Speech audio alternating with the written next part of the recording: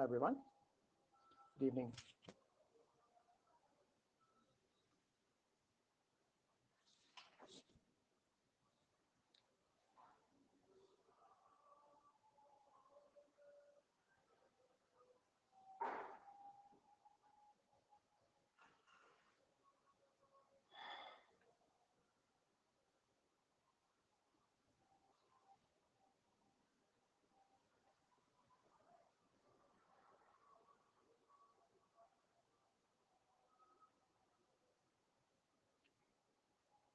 Good evening, everyone. I hope you're able to hear me.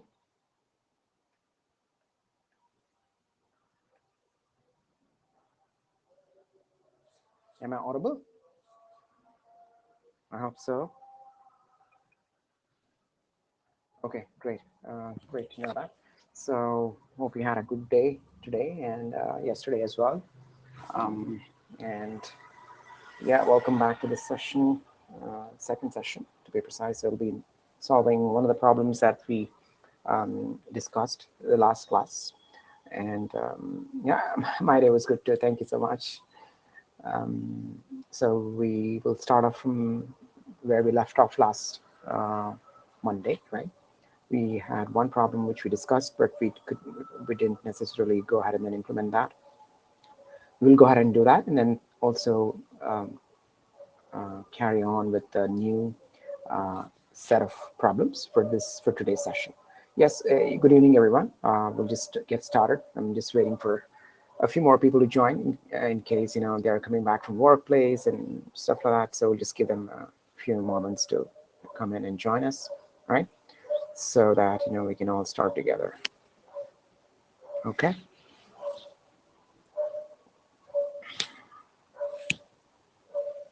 All right. So yeah, today as well we'll be solving some interesting problems as well. Again, not a whole lot of complexity, but problems that involve different kind of data structure and let's say maps, right? Or essentially hash maps. You would have studied about hash maps, right, in your data structure module. Maps or hash tables as they're called. Yeah. Okay. And how about yeah, I think we talked about stacks as well yesterday, right? And mentioned how it is actually last in first out. So essentially it is not going to be the topic today. The topic is still going to be around the 2D arrays.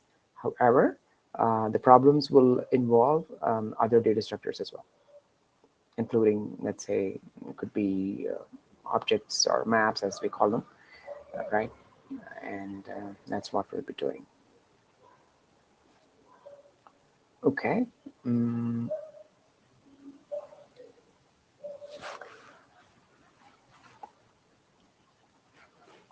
Okay. So in the meantime, we'll just go ahead and discuss the problem that we actually talked about last previous session, right? So essentially, we had some kind of a problem where we needed to find out the special positions, right? So the special position problem, essentially. So what is a special position here? Special position is something, let's say we have a matrix, right? So let's assume that this is our matrix, and let me choose a thicker ink. Yeah, there we go.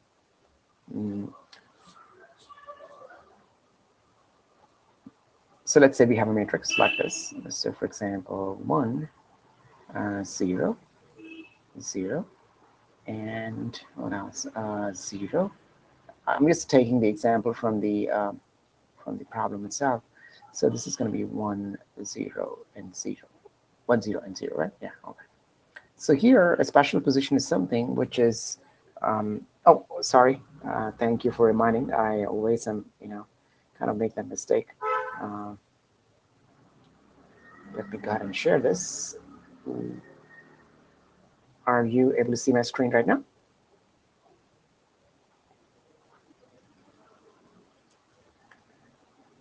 Okay, great. So yeah, good evening, Luncheon. We just got started. We were just trying to discuss the last problem that we solved in the last class. Okay. And essentially it is the special positions, right? The number of special positions in this particular matrix. So in this case, we have a matrix that has a 1, 0, 0, 0, 1, and 0, right? So special position is something which is essentially a 1, right? And also there are no other ones to the left, to the right of it, or to the left of it, or at the bottom or at the top, right? So in this case, one is so this position, right? This is going to be column 0, right? Column 1, column 2. This is row 0, row 1, and row 2, right? So here at row 0, 0, at position 0, 0, which is the 0th column and the 0th row, it is a 1, right? And what we do is we check if there is something, another 1 to the left of it, right? So right to the right of it, that is. If we go to the left, it is going to go out of the bounds, right? So there is nothing else there is nowhere else to go from here, either here or here, right? So it's going to be out of bounds. So if you look at the right, obviously there are 2 zeros here. So essentially this could be potentially a special position, right? Based on our initial analysis. However, if you look down or scan downwards, you see that there is a 1 here at row 2 and column 0, right? So which means this cannot be a special number, right? Okay. It's doing okay right now? How about now? Better? Okay. All right. So, so this position cannot be a special position, right? Likewise, the same logic can be applied to this position as well, which is at second row and 0th column, right? This cannot be a special position either. Okay. So let's see if we scan through this matrix visually, right? Again, it's easier to scan through this matrix visually because it's a smaller matrix. Typically in a large scale problem, and the matrix could be a whole lot larger, right? So but then when you're trying to solve a problem, you keep the data space smaller, so it's easier for us to devise a solution, right? And then implement it for bigger data sets, right? That would be the idea here, right? So we start with a smaller data set and devise a solution and then apply that to a bigger data set, right? Okay. So coming back to the second row right now, which is this one, right? And we see that there is already a 1 here, right? And this is going to be at second row and 3rd column, right? And if you look to its left, there are zeros. If we look to its right, there is nothing. It's going out of bounds. And similarly, so essentially this could potentially qualify to be a special position. Similarly, if you look up, right, there is a 0 and there is no 1. And if you go down, there is a 0 and there is no 1. So this essentially is the final answer where it qualifies to be a special position, right? So yeah, this is going to be a binary matrix, which means it can only have zeros and ones, and not any other number. That's going to be our constraint here. This is going to be purely a binary matrix.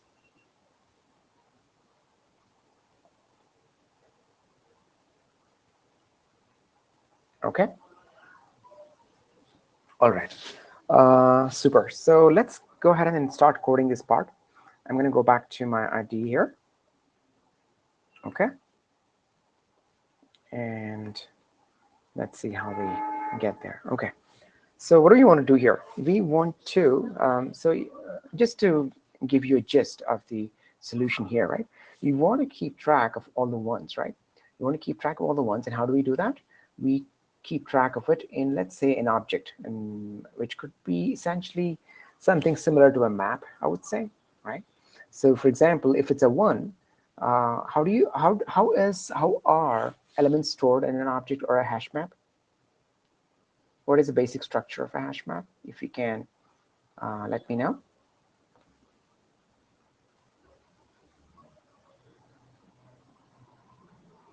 Yeah, absolutely. It's a key value pair, right? So here, what would be your key for this element? What would be the key for this element? Possibly, right? There could be many options. Possibly, what would be the key for this element?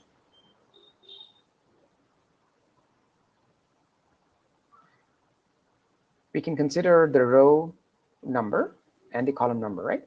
So yes, that's the position, that's the coordinate of this particular element. So essentially that is composite of the row and the column, right? So essentially we can have, let's assume that this is our object map, right? Let's assume that this is our object map. We could have a key for this one by saying, in this particular format, right? So R, which is a row, and we'll also introduce the underscore. Remember, we talked about this the last time around. And this is going to be underscore C, and the value would be 1, right? This is what it's going to be. So if you look at this position right now, this is going to be 0, underscore 0,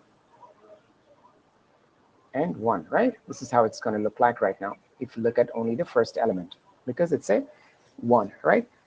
And as you scan through this matrix, and let's say you go to the first row and the second column, it is a 0, so you don't necessarily process that. You'll process the element only if it's a 1, and similarly here as well, and similarly here as well. So until you reach the second row and third column, right? So in this case, what's going to be the key here for us? What's going to be the key? It is going to be 1 underscore 2. It is not going to be 12 because we want to differentiate between, I think I told you about this. It is for larger matrix. This is going to be causing a problem, right? It's going to be 1. It's going to be 1, right? And I'll explain why we are actually introducing a underscore after a while, but just keep in mind that we cannot have, once we reach the 3 digits, right, we will begin to have collisions, right? That's why we want to go ahead and introduce a underscore here. Okay. Similarly, if we go to the next row, which is the third row and the third row, and the first column, we have 1, right? So tell me, so we have decided that this is not a special position, right? Even though it is a 1, it is not a special position, right? Because there is a corresponding 1 in the same column, right? So we cannot qualify as a special position. So what do we do here? We will check, right, if there is an element in either the corresponding row or the corresponding column. What we'll do, we will get that particular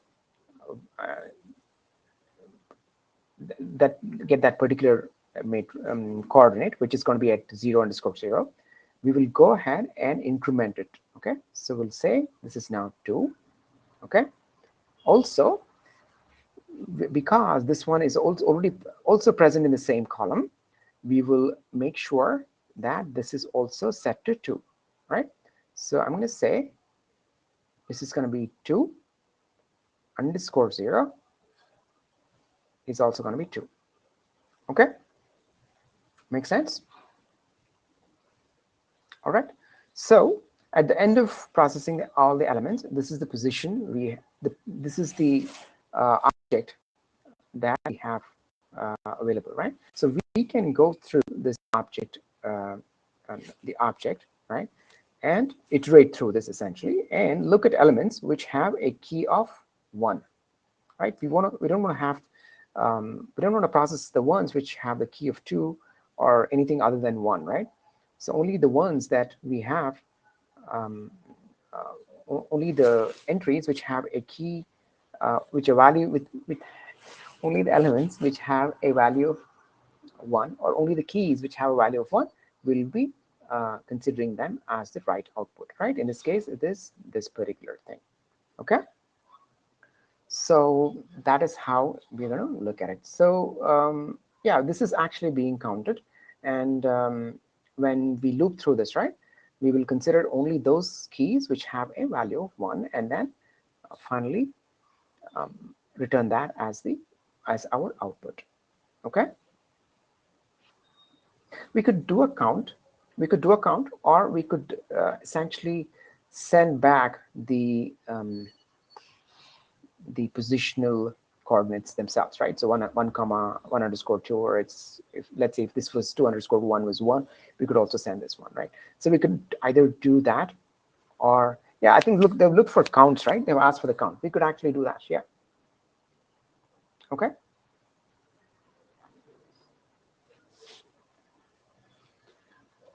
All right. So let's actually go ahead and um, start the implementation part. Okay. Any questions, folks? I hope some of you actually joined in a bit late. Unfortunately, we started about 5 minutes ago. So anyway, we were just discussing the problem scope, and and uh, and we'll go ahead and start the coding part now. All right. Yeah, and another thing, the reason why we introduced the underscore part, right? So let's assume that this was actually a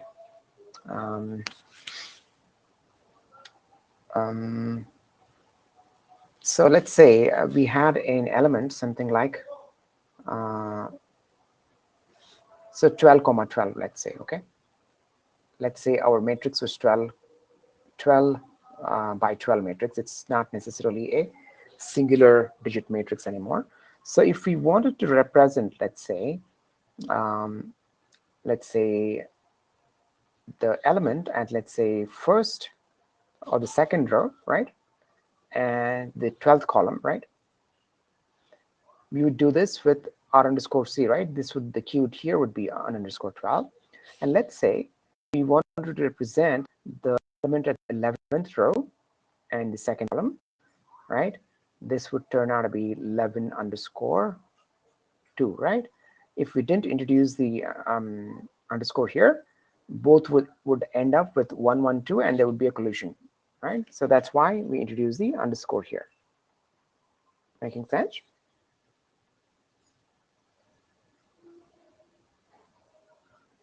Okay, let's go ahead and then look at the code base here.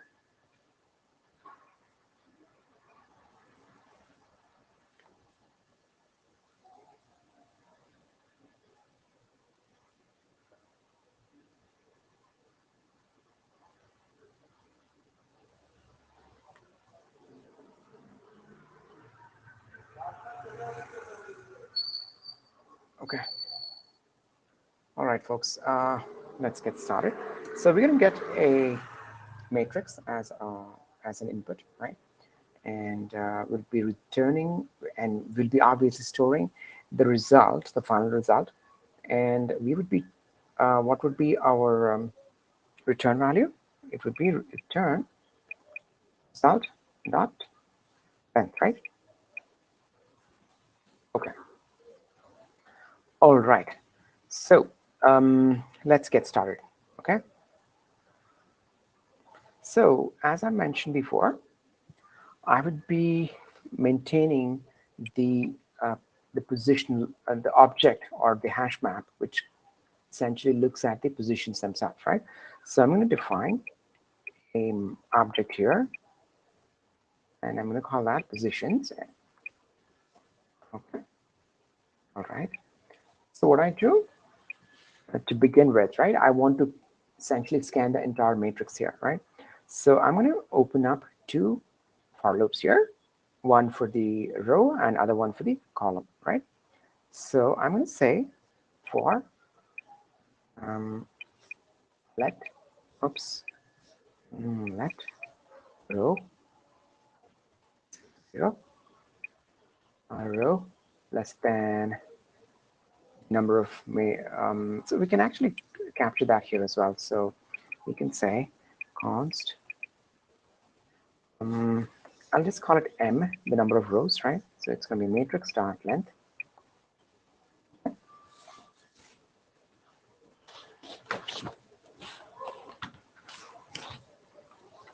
And what else? This is going to be matrix dot length, and we also need the columns, right? So I'm going to call that const n matrix dot length. Right? Okay. All right. And so essentially what we're trying to do here is that we're scanning through the entire matrix. So I'm going to say row less than m, and we increment the row as well, row count as well.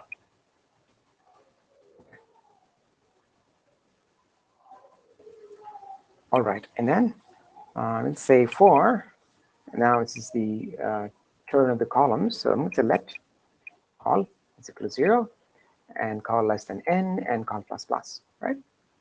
Okay. What do we do here? First thing is we want to form a key, right? Because that's what we want to store in the positions object, right? So, however, even before we do that, we want to process this element. So let's actually call this current. I'm going to say const current length lowercase. It is lowercase, actually. It is lowercase. If it had to be uppercase, right, it would be like this.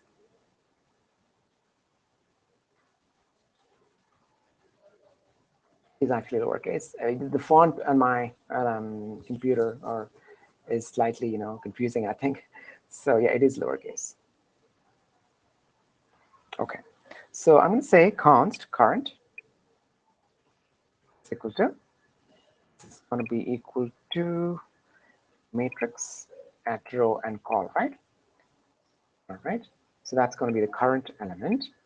And I'm going to say, I'm going to process this current only if it is 1, right? So I'm going to say if current is equal to 0, then I don't even want to process this. So I'm going to say continue.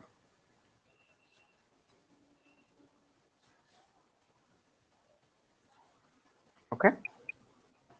All right. Otherwise, we need to do some processing here, right? So I'm going to say, I'm going to form the key here. So I'm going to say const key. What would be that? It would be row plus underscore plus column, right? Okay. All right. So now that we got the key, we also need to understand if this element has any neighbors in the same row or the column, right? So what I'm going to do is we want to essentially delegate that function to another method. Okay. So I'll say I'll just define another method here, and then I'm going to call that. So let's say check if there is a 1 in the same row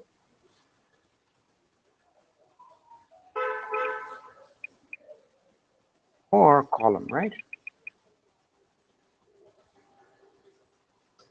So that's what I want to check here, right? Only if, and if it is true, what do I want to do? If true, if not true, right? If not, false, that is, I will add it to the positions object. Okay. All right. Okay, so likewise, so we'll have to define this particular method, right? And at the end of it all, right, what do? We will have a list of positions. We'll have a positions object here, which we will need to iterate over, right? So I'm going to say, so object dot keys, right? And it's going to be for the positions, right? And I'm going to iterate over the entire positions object here. what do I want to do here? If positions key is equal to 1, what do I do?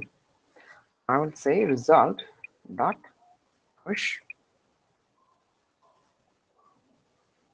positions at key, right? That's what I do. If it's a 0, if it's a 1, or if it's a number that's other than 1, right? It could be 2 or 3. I don't even consider that. So only if it's 1, I'm going to go ahead and push it to the result array here, right?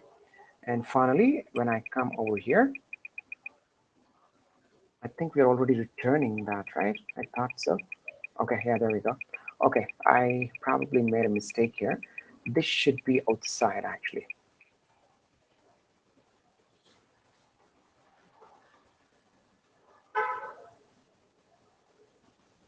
So this is our for loop, right? This is our inner for loop. This is our outer for loop. So this particular thing will be outside of this. Okay. Now it's making sense, right? Okay, so we have the basic skeleton of our implementation flow, right? And now we have to go into some of the details in terms of checking if there is a neighboring one either in the same row or in the same column, right? So I'm going to call this, what do I do? So I'm going to call this method, right? So I'm going to say if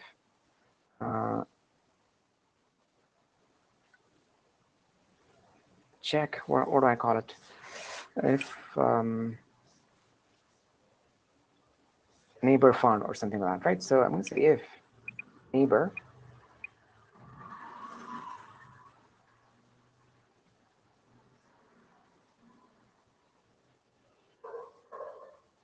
which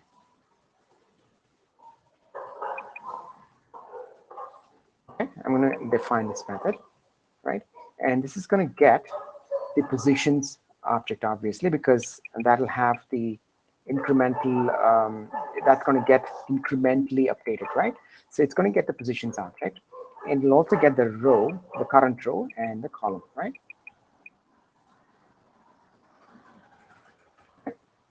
So if this no neighbor is found, what I do? I add it to the positions object, right? So I'm going to say positions at key is equal to 1. Okay. All right. Now we did not check if there is a 1. Because by the time we come here, we know that it's a 1, right? If it's a 0, we're already saying that, right? Correct?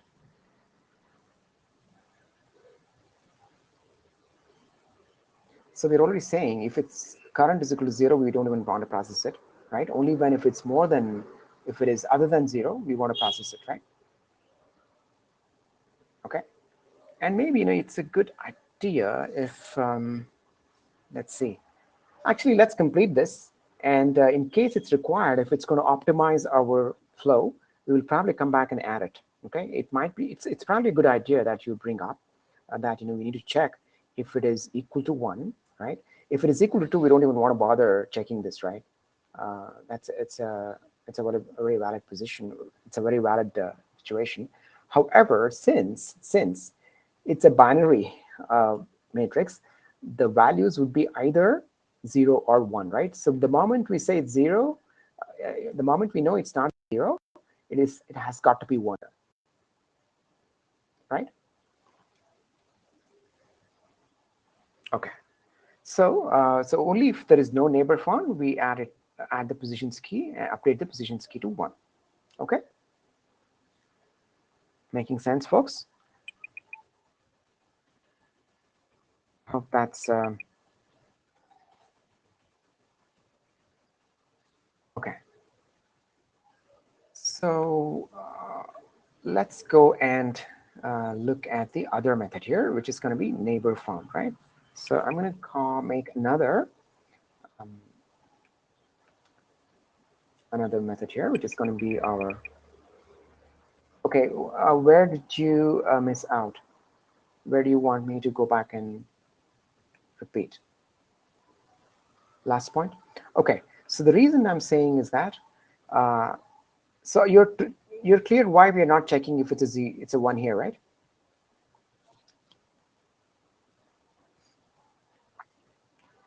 So the one point that was raised was that can we check if it's a 1, if the current is a 1? I felt it was not needed because the moment we say current, we are not processing 0, by the time we come here, it's presumed or pretty certain that it's going to be a 1 here, right? And the neighbor found here, right? If there is a neighbor in, let's say, for example, if I go back to this one, right? So if I'm processing this one, right? I have a neighbor here. If I call neighbor found on this one, I will find a neighbor here, right? So, which means neighbor found was true, correct? So I will come here. Neighbor found was not true, was true. So I don't set the positions key to 1. If the neighbor found was false, let's say, for example, if I'm processing this one, right? In that case, the neighbor found shouldn't be false actually. Yeah, it would be false. So it would actually be 0 as well here, right? Okay. So so that's how it's going to work out. For this one, there is no neighbor found, so it'll be set to 1, right? Okay. All right.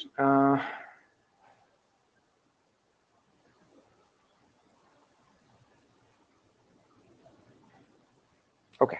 Let's move on, right?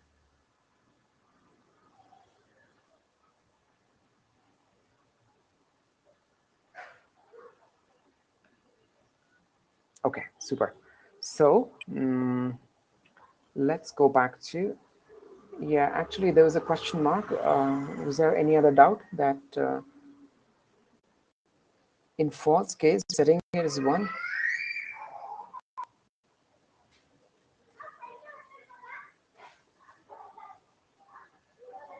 Positions value?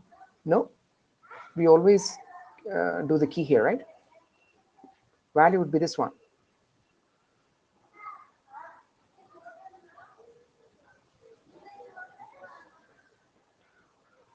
Are we good here? If the neighborhood is false, we are entering into that. If yes, if there is no neighbor, then we set it to 1, right? That's the idea. If there is a neighbor, we don't want to process that, right? Make sense? Okay. All right. So again, coming back to this diagram, right? Initially, when we process this one, the positions array, right? It will be empty. So the neighborhood will come out to be false, right? So we go ahead and add this, okay? But when we come here, right? We see that the neighborhood, we have a 1, right? So we go ahead and update it to 2, and we also update this to 2, okay? So that's what we're going to do.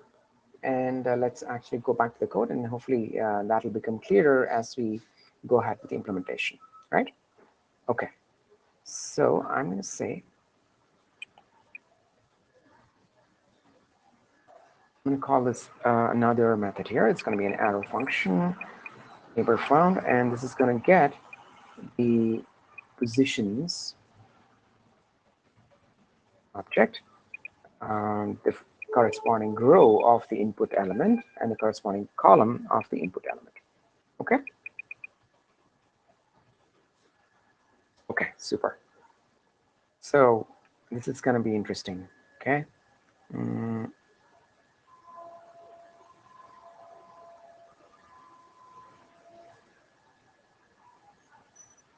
Okay. So what I'm going to do here is that first thing is I will get all the keys in the positions, right? So I'm going to say const position underscore keys is equal to object dot keys of positions, right? So I'll get all the keys from this one, right? So for example, if this was our object, I'll get all the keys 0 underscore 0, 1 underscore 2, and 2 underscore 0, right? With this particular code, this particular line of code. Yeah. Okay. And I will go ahead and iterate on these position key here, right? So I'm going to say for let idx for index is equal to 0, idx less than positions dot length, okay, and idx plus plus, right? So what do? I will go ahead and get the key for that index, okay? So I'm going to say const key equal to position keys at index. Okay? Remember, don't get confused with the positions and the position keys. Okay, this is an array of the keys. This is the entire object, right? This is going to give you something like this. Say 0 underscore 0, right? And I think it was 1 underscore 2, right? And finally, it was 2 underscore 0, right? This would have something like this. Okay, something like this. Not at the very beginning, mind you, not at the very beginning. Okay, in the beginning there'll be nothing, right? So we'll go ahead and return true here. Okay, important to understand that. How do we define the positions in the below function? Not sure I understand that question.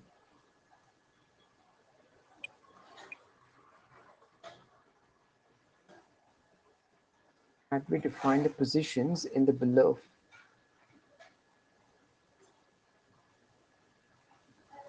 And are you saying it should have been defined within this particular method itself and not passed as an input parameter? Okay. And if you can rephrase the question, that would be nice. Had we defined that object? Not sure I get that question. Can you try to elaborate a little bit? Okay. All right. In case you still have a doubt, we'll always come back and then look at it. Okay. Yeah, maybe once we finish the implementation, I guess some of the doubts and clarifications, they might get clarified, I'm thinking. But yeah, we'll always come back in case there are more doubts, right? Okay. So I'm going to say I want to get the key at this index, right? So, and I want to go ahead and then get the row and the key from this row and the column from this key, right? So how would this key be? Let's say it is 0 and 0, right? And what is the row here? Row would be 0 and the column would be 0, right? So I want to get the row and the column, right? So how would I do that? There is a split function. I'm sure you would have heard about it. Let's actually go ahead and do that exercise. So let's say we have something like const key is equal to 0 underscore 0. Okay, let's say this is our key. Okay, and if I want to get the row, what do I do? I'm going to say I could do something like this, right? So let's say const row equal to key dot split. Okay, and I'm going to split it by the delimiter, which is going to, in this case, it's going to be underscore, right? And I want to get the first. So when it does that, right, it's going to produce two elements, right? The two elements, it's going to be the first element before the underscore, which is going to be 0, and the second element, which is going to be the after the underscore, right? So so essentially this is going to give us an array with two elements. So let's actually go ahead and do this. So if I say row, it's going to give us this, right? So let's actually do this now. It's not actually a row. What is the other? Let's actually call it item. Equal to key dot split. Okay, and this is going to be split by underscore. Okay, this is going to be what it is, right? So right now, if I say item at 0, give you a 0, right? And if it's going to be item of 1, this is going to be our row, and this is going to be the one at 1 will be our column, right? Similarly, what you could also do if you want to essentially simplify this, right?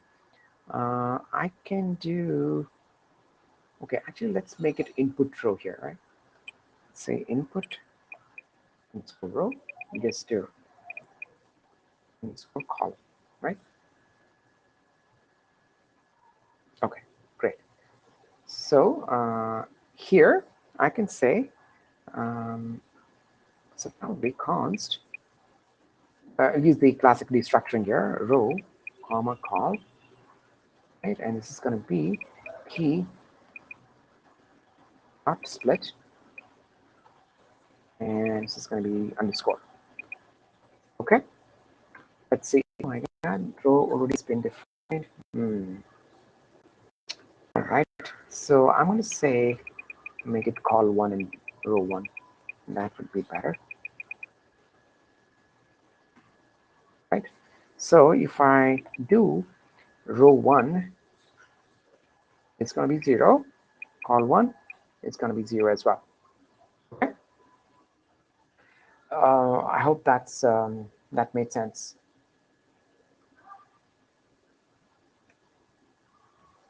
Okay, so let's actually go ahead and then extract the row and the column here. So I'm going to say const row and col is equal to key dot split, and it's going to be split. Oops, no, slight mistake here.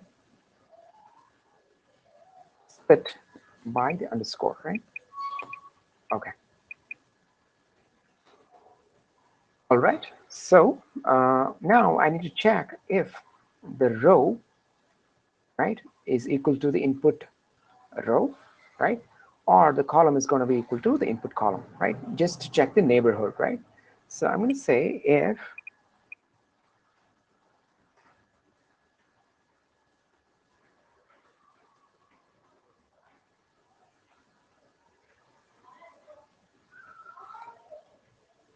okay, if row is equal to, let's make input row dot. So I'll have to convert that to a string because right now it is being passed as a number. So I'm going to call the toString method here.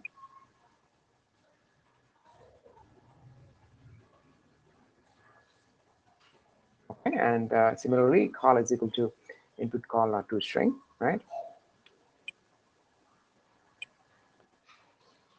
Okay. So if this is equal, right, what do? First thing is I want to return true for sure, right? I want to say return true.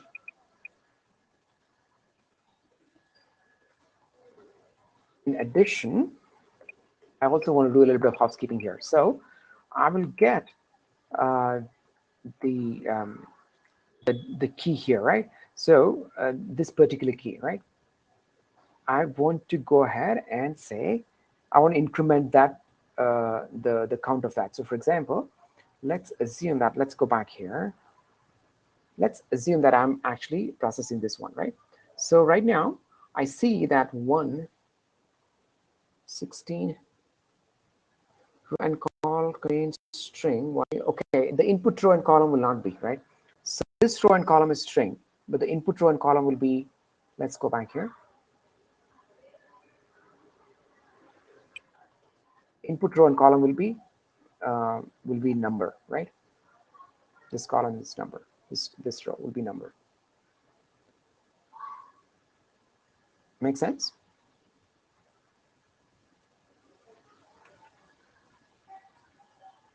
See, we are passing this row and column, right?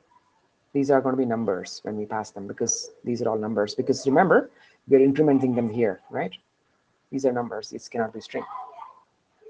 Okay. All right, coming back to line number 16, there was a question around that. Okay. Okay. Line number 16, we haven't put anything right there yet. Did you mean line number 15? Okay. So what I'm saying is, let's assume that the input row, right? This input row and column were, let's say, 2 and 0, right? 2 and 0. Okay. Let's assume that it was 2 and 0. The input row and the column was 2 and 0. And okay. And we are having the positions here. We are going through the positions, right? So the first position is 0 and 0, right? Correct? The first position that we get here is 2 and 0 and 0. So what we say here is that we actually get the row and column from 0 and 0. The row and column here is 0 and 0. So 0 is it equal to input row dot toString. Input row here was 1, right? It was 1, correct? Okay, so it is not equal to 1. These are not equal. Okay, however, the columns are equal, right? The column 0 and this 0. Okay, actually, let's start fresh. I'm going to go back to the drawing board here. Maybe we'll map it with the code, so that way it's going to be easier for us to understand this better. I'm going to make it 50-50 view, so you're able to see the code and the explanation, right? So, okay. So let's assume we are processing. Where is my? Okay, there we go. Let's assume we are processing the first element. Let's first get our elements here, right? So we have 1, 0, 0, right? 1, 0, 0, and 1, and similarly 1, 0, 0, right? Okay. So the first time we come here, right? The input row and column would be how much? What is going to be the input row and the column? I'll just make it IR and IC. So that would be 0 and 0, right? Okay. However, our positions array will be empty, correct? So at this time, the positions, okay, hold on a second. Let's make it here. So this is the positions object, okay?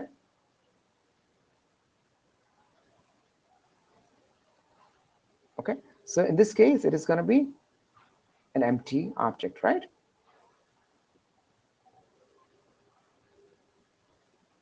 I'm not sure why this is coming.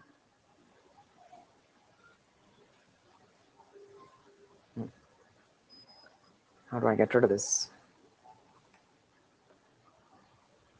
Oh.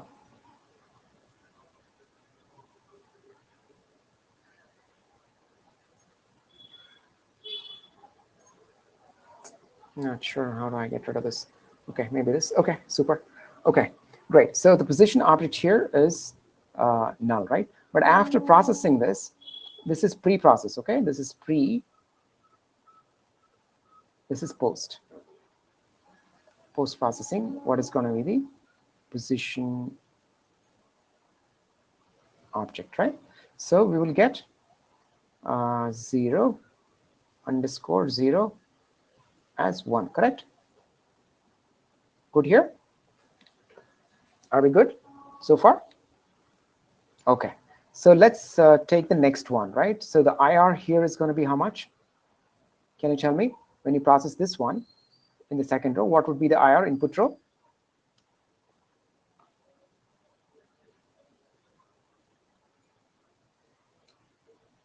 It will be 1 and 2, right? I'm talking about this one. This is going to be 1, the first row, I'm sorry, the second row and third column, 1 and 2, right? So this is going to be R is going to be 1, IC, input column is going to be 2, right? And the position object here is going to be 0 underscore 0.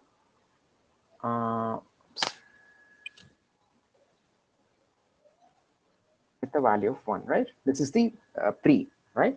The post, what would you have?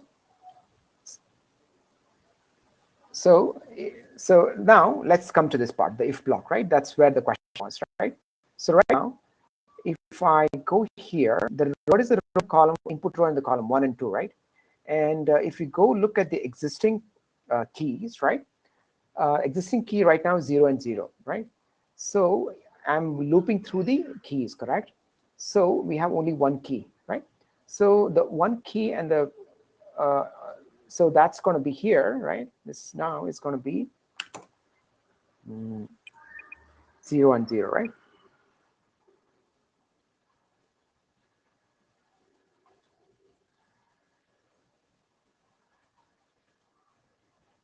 Zero underscore 0, right? This is going to be 0 underscore 0, right?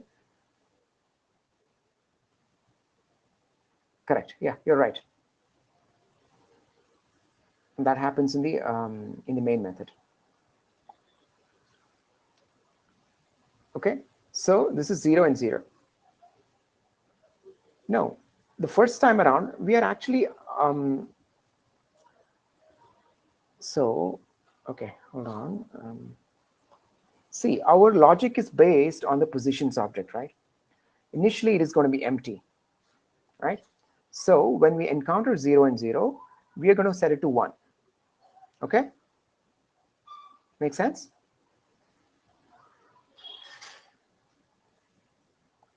Subsequently, when we incrementally fill this one up, when we encounter, let's say, this element, right, which is going to be, let's say, 2 and 0, right? At that point, what happens? The 0, the column, right, value matches this column value, right? So at that time, we return a true. Okay? Saying that there is another element in the neighborhood, right? Actually, let's go ahead and code this one up, and then we'll come back and revisit the flow one more time. I think that should actually clarify a lot of the doubts here, right? Okay.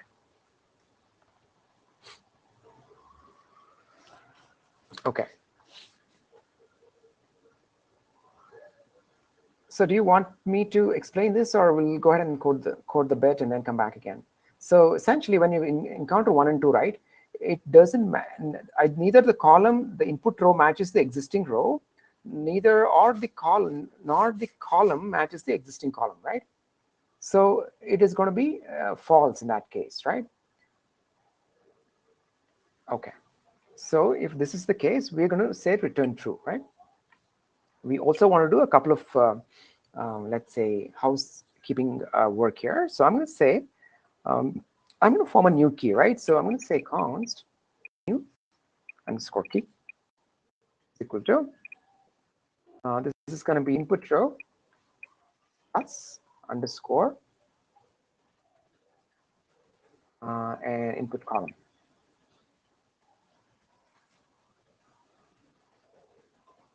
Okay, all right, and I'm going to essentially update the new key here, right? So I'm going to say in the positions array, right? So I'm going to say positions at new key is going to be equal to the existing positions at key.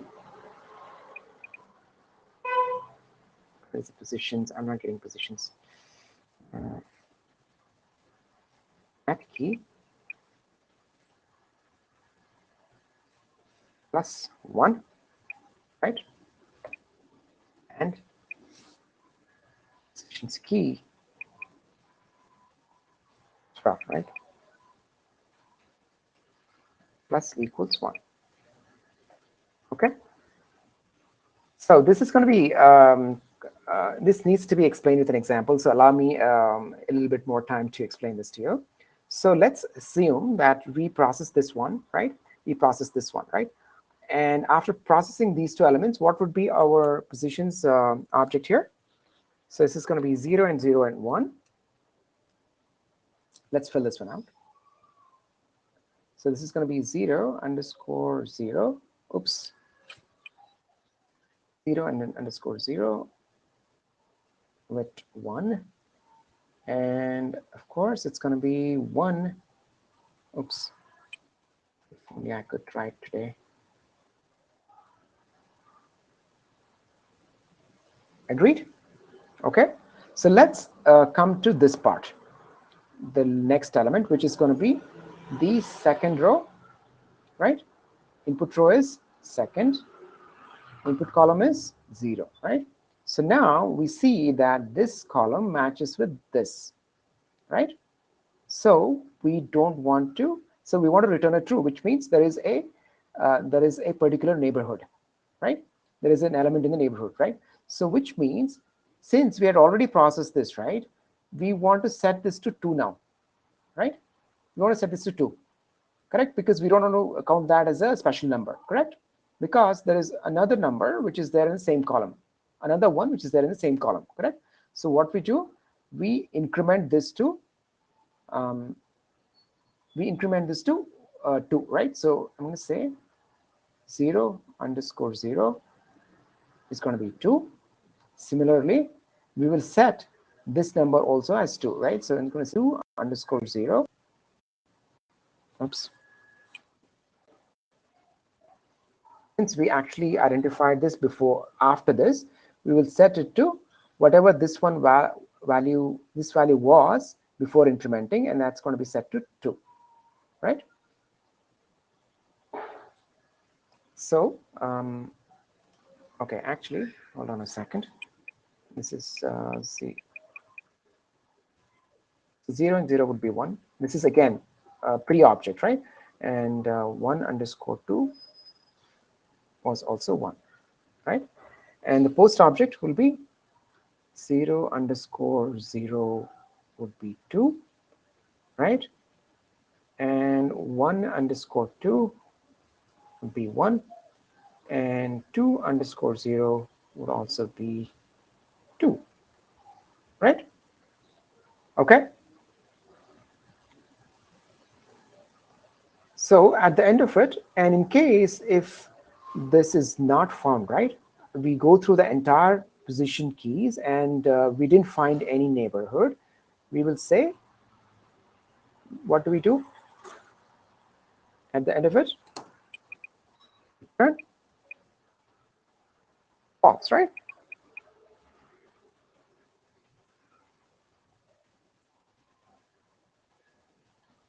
Let me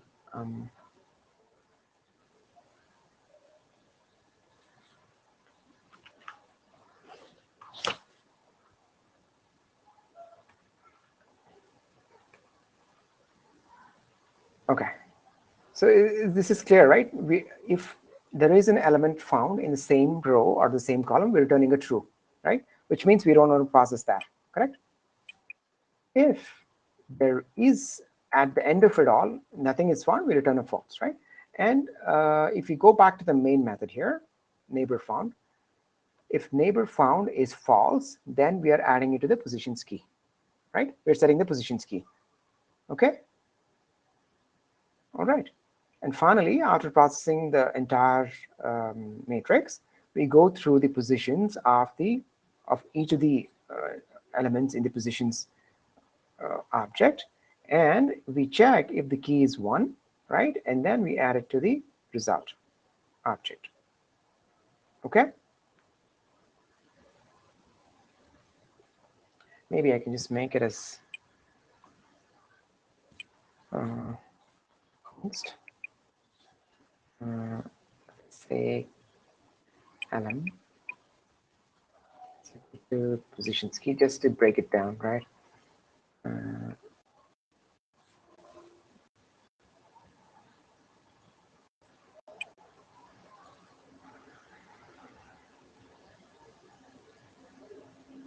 Hold on, what am I doing here?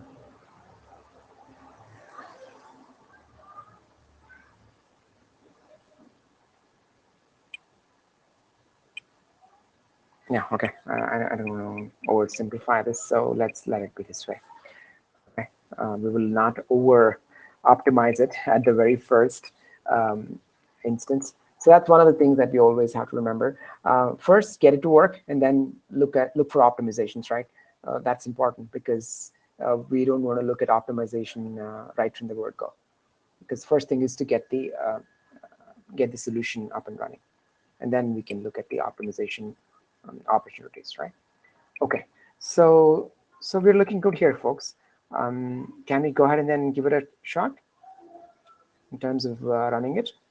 Any questions so far? I know we ran through a few examples, but let's actually run this program, and then, yeah, if you do a little bit of dry run, right, that actually helps.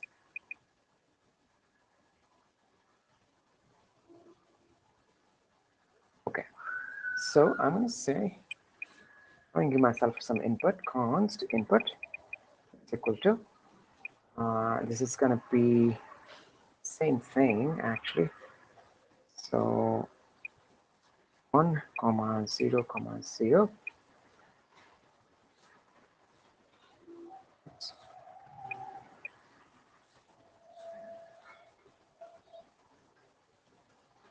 This is going to be 1. It's going to be 0, right? Okay. I'm going to say console log find special positions and the input. Again, I've not done a whole lot of validation here, so it's something that you want to bear in mind, right? That when you get the problem solved and then it's running fine, focus has to shift to the validation as well. Okay. Okay. I'm going to go back here, exit from here. Okay. So I'm going to say node find. Okay. I may have to cd src. Is that correct? Yeah. Part. Yeah. Okay. Node find. Is that find underscore special positions? Yeah. It says 3. It's like we got it wrong here.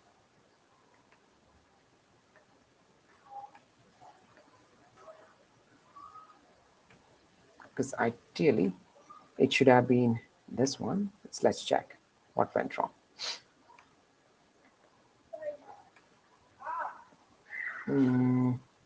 Find special positions for each key.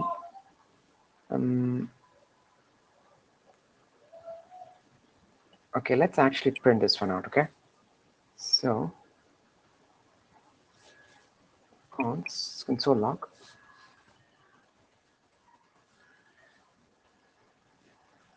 Let's print this one. Key and grab is going to be position set key, right? So let's print this one out.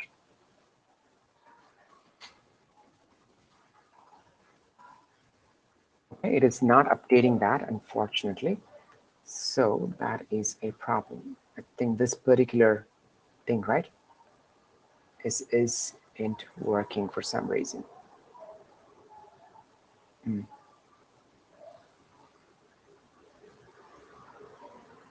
Let's actually print out that one, right? So console log.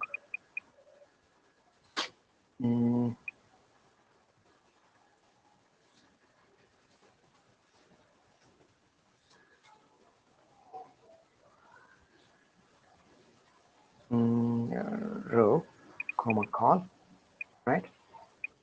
And of course, we need the input row and the input call as well, right? Okay, super. Oh yeah, this is you're right. This is not and, this is actually or. Yeah, thanks. Thank you. Thank you. That was very that was helpful. Thank you. So if I go ahead, I hope it saved it. I think we got one, right? Super. So that was the expected answer, correct? Okay. Yeah, sometimes, in a hurry, you end up putting this one as an ampersand, which is going to be incorrect, right? So yeah, we got this one working. Let's actually test it out for another input, which is going to be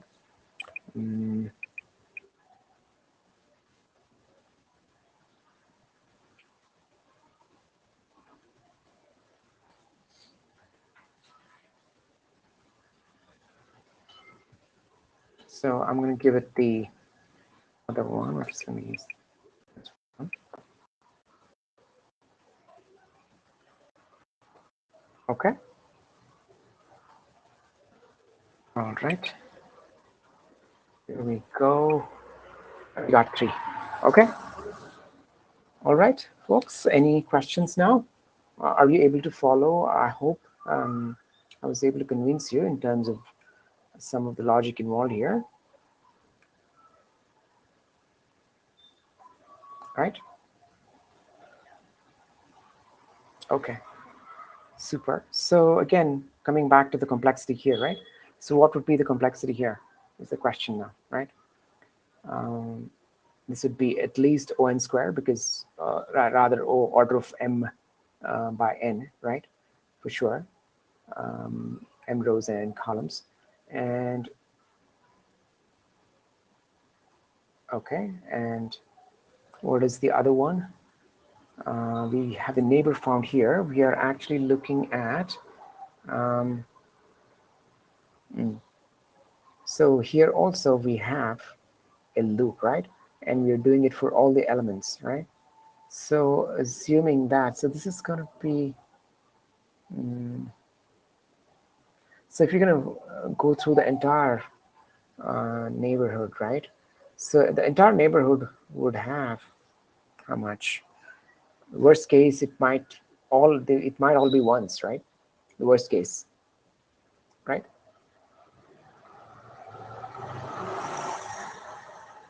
So the keys would be, how many keys would be there? The number of keys there would be m by n, right? So it would be, yeah,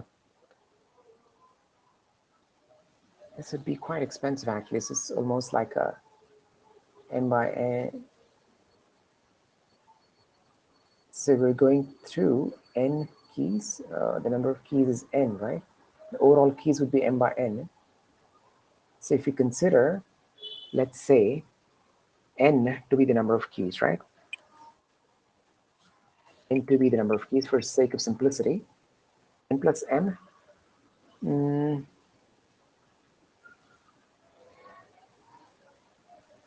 N plus m. Not sure how that is. So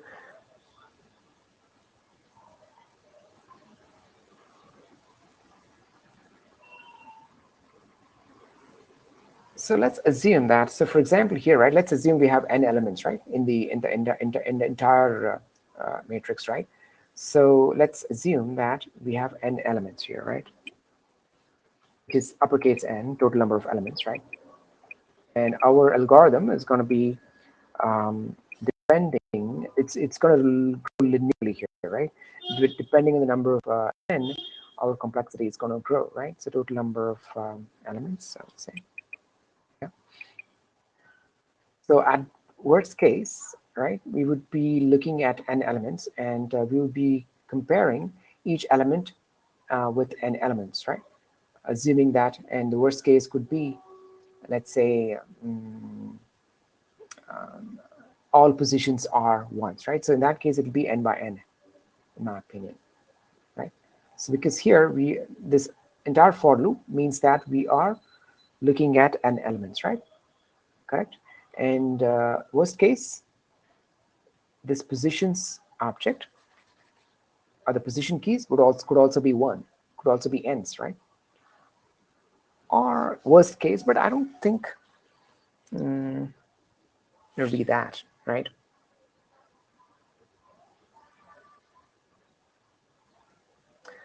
Yeah, look at the saying it's going to be n plus m multiplied by n by m. When you say n plus m, what do you mean by that?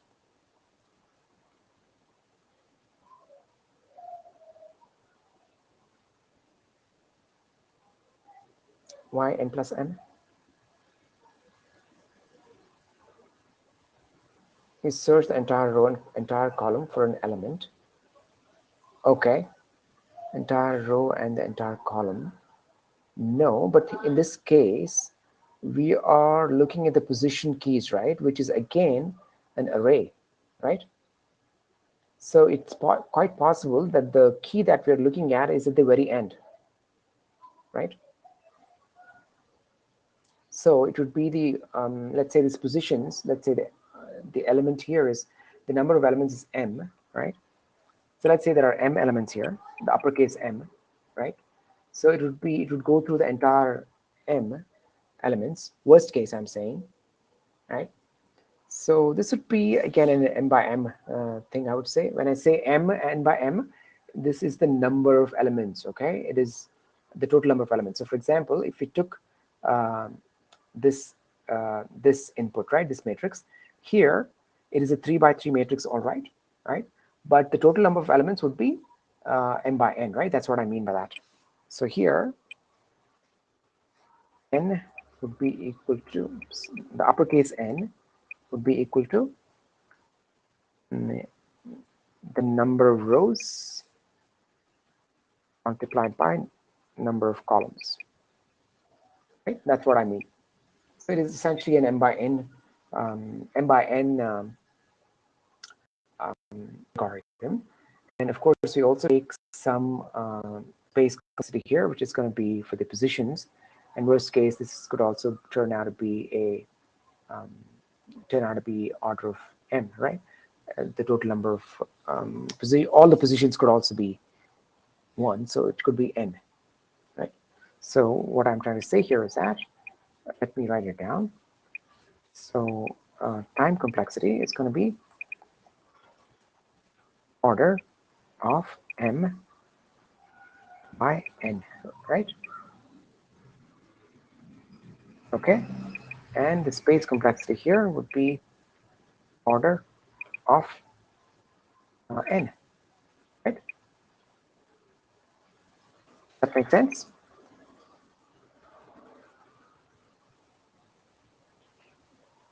Okay, super. So, okay, we already spent an hour here, and we're not even looked at the next problem. Okay, actually, we may have to do a little bit of overtime today. I hope you're ready, because otherwise it's going to go beyond, if, you know, we'll stretch into another class, right? So which we want to avoid. So let's, we may have to stretch a little bit here today. Yeah, I hope you're up to it, up for it. Okay, so it is 9:12, folks. Do you want to take a quick dinner break, or do you want to continue? Let me know. Either way is fine for me.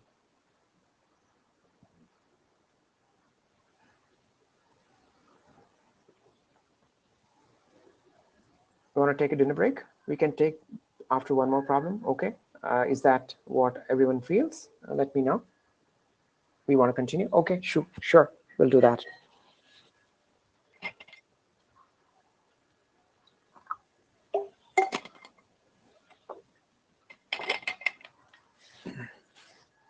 Yeah, we'll do. Sure. Yeah, I am actually trying to figure out a way to do this in terms of sharing it. So allow me some time, and yeah, and they would reach you. Yeah. Okay. So coming back to the next problem, I'm going to go back to the code base here again, and I'm going to get rid of this one, and I'm going to make another folder. So I'm going to call that part_2. Okay. All right. Let's come to the next problem that we have here. Okay.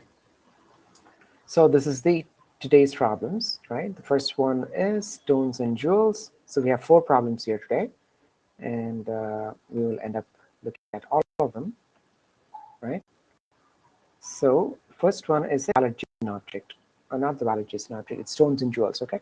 So let's say you work in a jewelry company where your task is to record all the jewelry items that came out from piles of stones, right?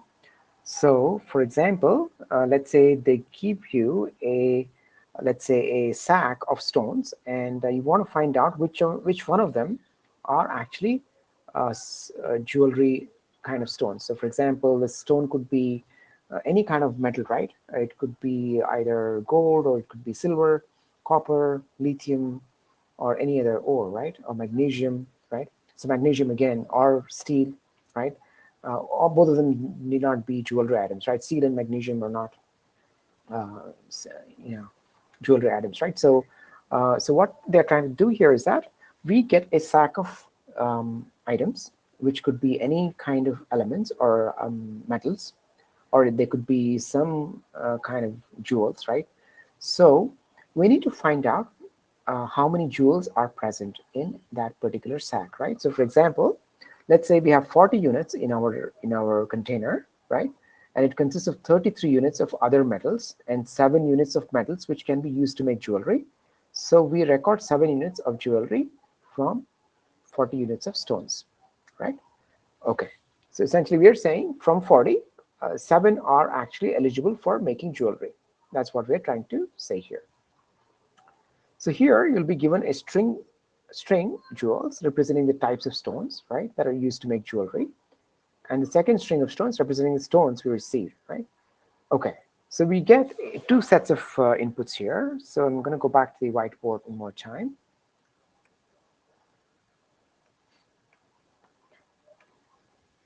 Okay.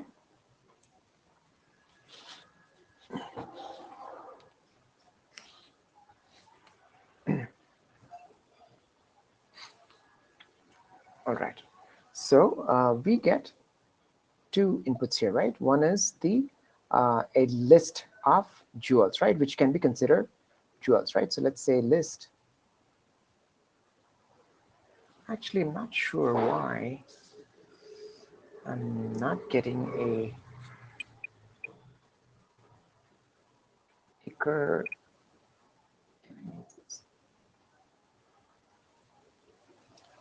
Okay, so first thing is we get a list of jewels.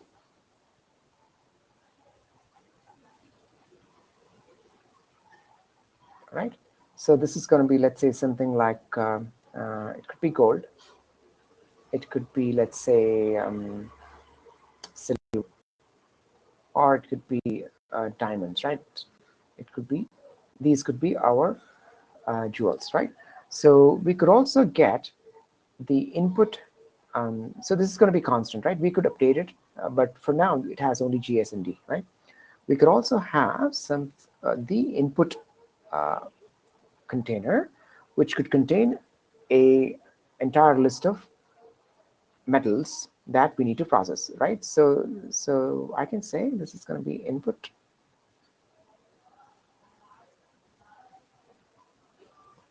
metals, and this will contain everything in our periodic table, right? So if you have if you recall your chemistry classes from your pre-university, we used to have the periodic table, right? So that would represent all the elements. So let's say this could have copper, right? It could have cobalt, and what else? Magnesium, is that Mg or Mn? I don't know. Magnesium. Anything else, right? So any other essentially metal, right? It could be iron, right? Iron was Fe, is that correct? Fe? Yeah. Okay. What else? So we could have any number of elements, right? This could be endless, right? However, we have a whitelisted set of jewels, which are few in number, right? So from this number, from this input metals, we could have G here as well. We could have S here as well. We could have D here as well, right? So from here, which is a list of right now 7 elements, right? We can say we found G, we found S, and we found D. So essentially, out of this list, we can have 3 elements which are considered to be eligible for making jewelry, right? So that is the whole point. Okay. So that is what the problem expects us to solve here. Yeah. So let's go back to. So how can we do this? Is the question, right? So we like before.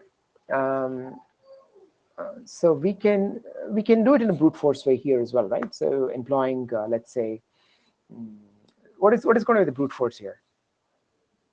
If you can think out loud here, what could be the brute force here?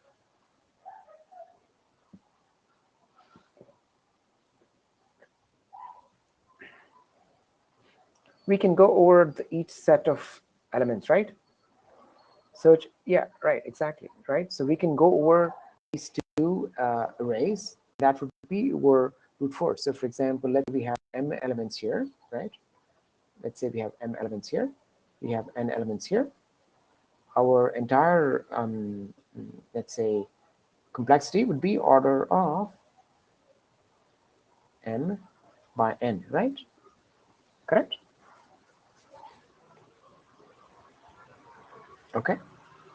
So that's what it would be. That would be the brute force. However, the question here is, can we do better, right? Let's say we want to reduce this to at least O of n, right? Because it cannot be, it cannot be less than O of n, because we have to process each of the elements here in the input metals, right? It has to be at least O of n, right? So we can reduce it to at least n, right? How can we do that is the question, right? Yeah. So one way is to actually get a essentially store the elements with the smaller list in a map, right? And then look it up every time we process this particular uh, second the second list. So right. So for example, this list, right? I can form a map, right? Like this. So let's say I'll say to say that G is a special element, right, made for making jewelry, I'll just say that G is equal to 1. I could also set it to true, right? And similarly for silver, I could set it to 1.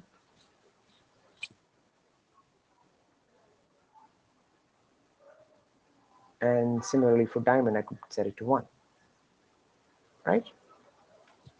Okay. So, and then I can iterate through this list, right? I can scan through this list, access each element, check if this element is present in this map. Right now it is not, right? So I'm going to say it is not I will not, and then I'll also maintain a count here, right? I'll just maintain a count, which is essentially 0 initially. And then the moment I come to this element, I say that, this G is actually present here, right? So I increment the count to 1, and then I look at the next element. I see S. S is also here. I increment the count now to 2, and I go to D. I see that D is here. I increment the count now to 3. Right. So finally, we will return the count as 3. Right. Does that makes did that actually make sense? Okay. Okay. So yeah, relatively simple, I would say, compared to the earlier problem, in my opinion. Okay, let's go back to the to this ITE. I'm going to say this is going to be another. I'm going to create another file, and I'm going to call that count of rows.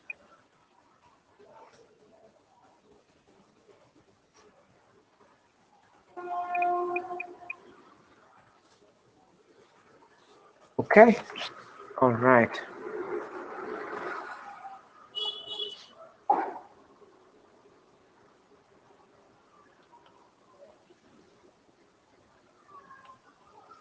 Okay.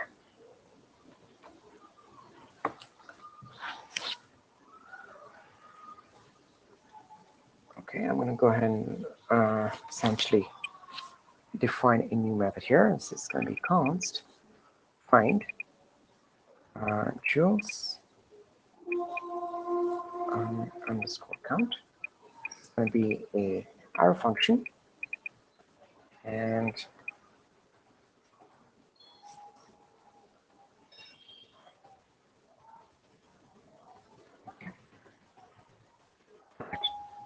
so what do we find here? what do we want to do? We want to return the count here, right? So I'm going to say let count is equal to 0. And finally, we want to go ahead and return the count, right?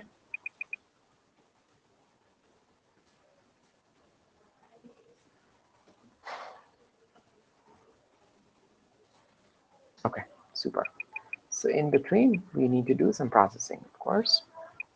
So the first thing we want to do here is that we want to define our input, right? So what's going to be our input here? So we would get the list of jewels, right? So I'm going to call that jewels and stones, right?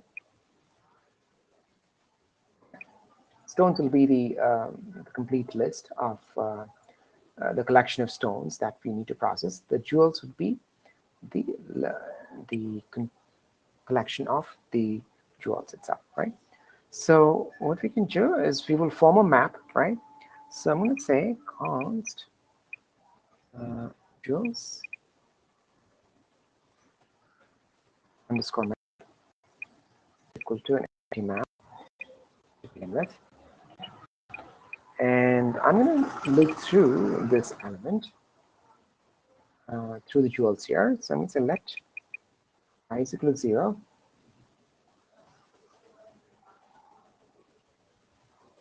I less than jewels dot length and I plus plus. So I'm going to say const current is equal to jewels at I. This one. Okay. And so I'm going to say, and then I'm going to essentially key into this map here. So I'm going to say jewels underscore map for current equal to I'm just going to put it as true. All right, so that is done. We have the jewels map here. And after this, we can process the stones, right? So I'm going to say for let k is equal to 0, k less than stones dot length and k plus plus, right? So similar to before, I'm going to say const current is equal to stones at k, right? And I will check if this current, right, that element that we're processing is a jewel, right? How do I do that? I'll say if jewels map at current is true, right? If this is true, what do I do? I will go ahead and increment the count, right? So I'm going to say count plus equals 1. Okay, that's all that we need to do here. Okay, and finally, at the end of this loop, we just go ahead and return the count. Okay. Super. And so what is the complexity here, folks?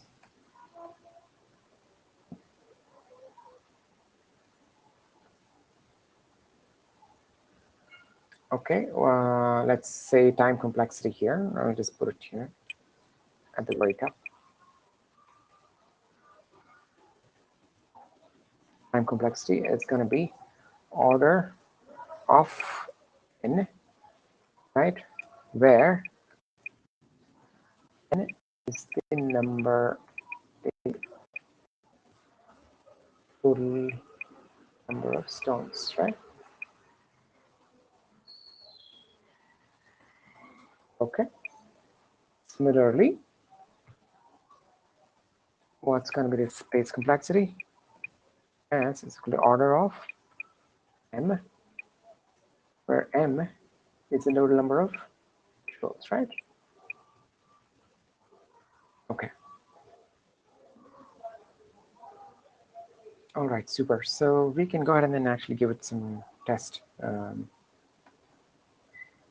input. Let's actually see what we got here.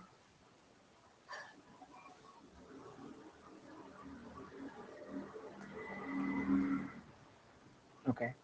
Again, we also need to consider that this is case sensitive, right? So for example, if we enter BP and we give this one, the output will be 4 because it is case sensitive, right? And here, if we do this one, the joules is the lowercase v and the stones are uppercase V, the output has to be zeros, right? Okay, so let's actually give this input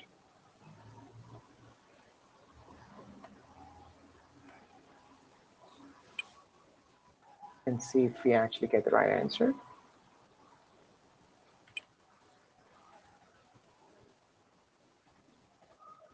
Okay, let's check out joules. Actually, left.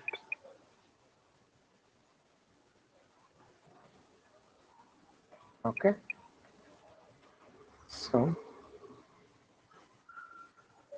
say find joules count. And so find joules count, and it's just going to be equal to the joules, of course, and stones. Yeah, sure. You're talking about this one? Yeah, so essentially we are looping through the stones, right? The input stones that we are given, right? And we first go through each of the stones and we check if the stone, the current element that is being processed, right, is actually a joule, right? When we say is a joule, it has to be present in the joules map, right? If it is present in joules map, ideally if it is present, return a true. So, oops, I could have mentioned it as something like is equal to true here, right? Just to make it more explicit, because that's how we're storing it, right?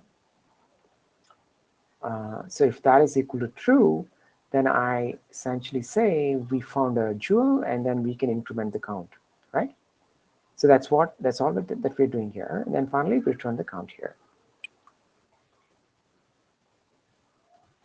Okay. All right. Let's go ahead and test this.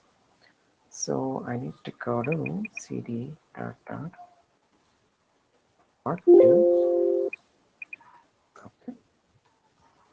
There we go. Node. Else. We got 4. I hope that was right. So we had a B. Yeah, we got 4 B's, and which is correct, right? Because this is case sensitive, right? Okay. So yeah, I think we can go to the next problem unless you guys want to take a dinner break. Let me know. It's 9:33. We have I think 3 more problems to cover in this particular session.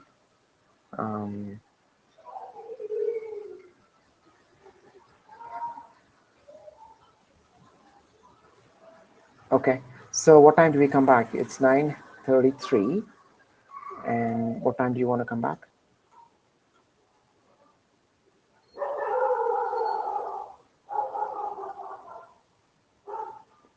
What time do you want to come back, please? 9:50? Okay. All right. So we'll catch up at 9:50 then.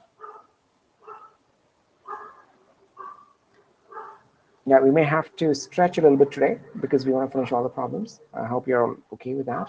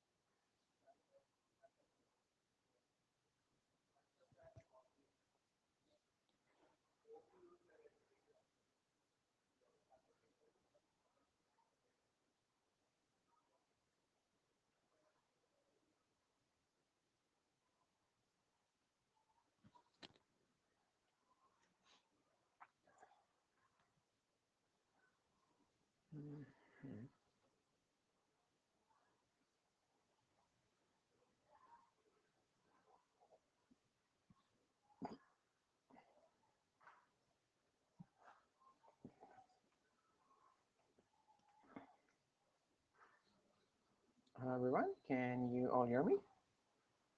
Are you back? Okay, can we get started? Let me know. Okay, super. So the next problem that we want to solve here is about valid parentheses, right? So for example, let's say whenever this is a common problem that you see, right? So for example, you're coding or you're doing something related to coding, right? This is mostly used in this particular concept is used in probably in compiler design, right? So when you compile the code, it has to be conformant to a certain structure. If it is not, then the compiler throws an error or throws an indication to the user or the developer saying that the code is not well formatted. It is syntactically incorrect, right? So the problem that we are trying to solve here is something similar. So for example, so again, this takes the example of JSON objects. I'm sure you've used JSON objects in your projects and in your coursework as well, right? So it contains, again, a key value pair. It could be objects. The values of for each keys could be an object, it could be an array, or it could be a simple type like a string or a number or a Boolean, right? So all that stuff you would be knowing at this point in time.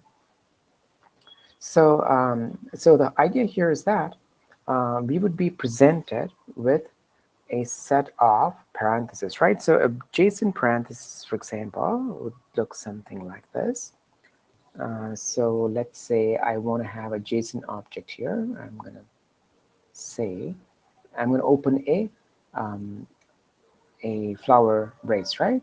So let's say my key is name, right? It's just going to be key. And let's say the value would be, let's say, John.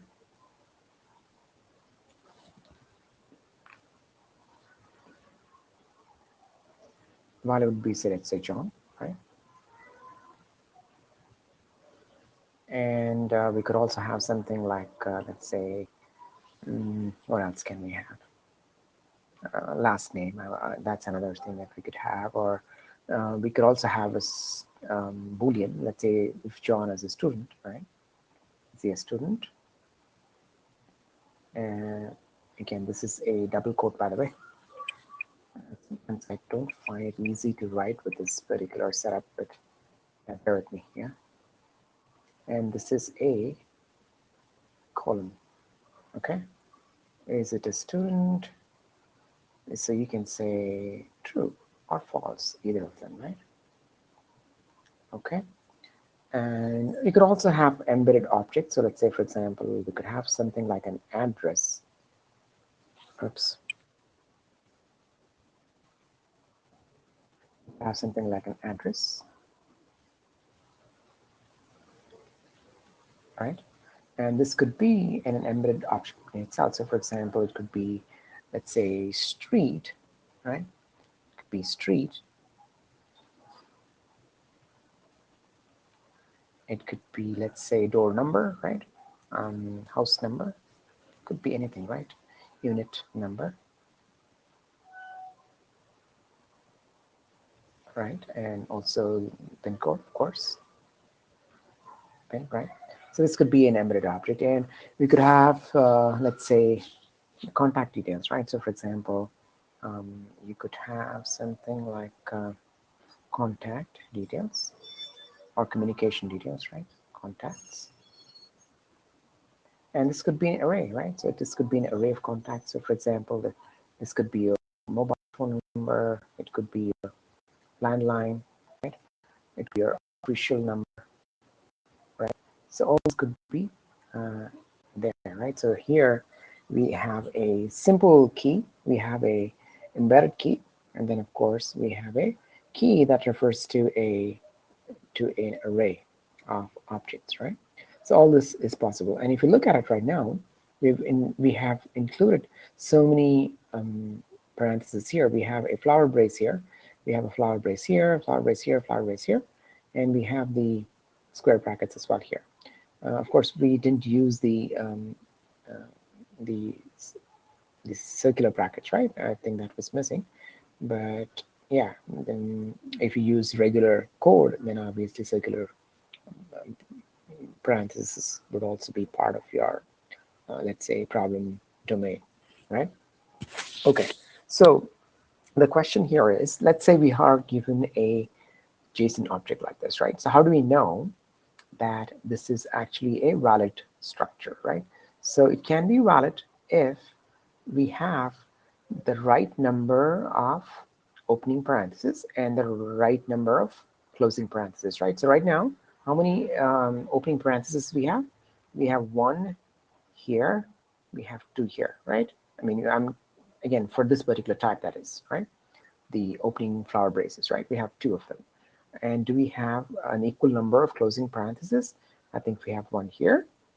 We have another one here, right? So eventually the opening braces and the closing braces, they match, right? Similarly, if you look at the square brackets here, we have one here.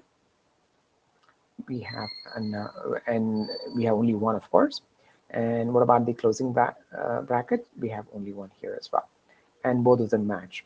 And every time there is a match, it means that this is a valid set of parentheses, right? This is valid, right? However, let's say you miss this one out. Let's say you take this one out. We have two opening parentheses, but only one closing parenthesis. So in that case, it becomes an invalid set of parentheses. And that's what this problem is supposed to solve. So we will be given a list of parentheses. So for example, it could be something like this. So this is a valid set of parentheses, right? And let's say we get something like this.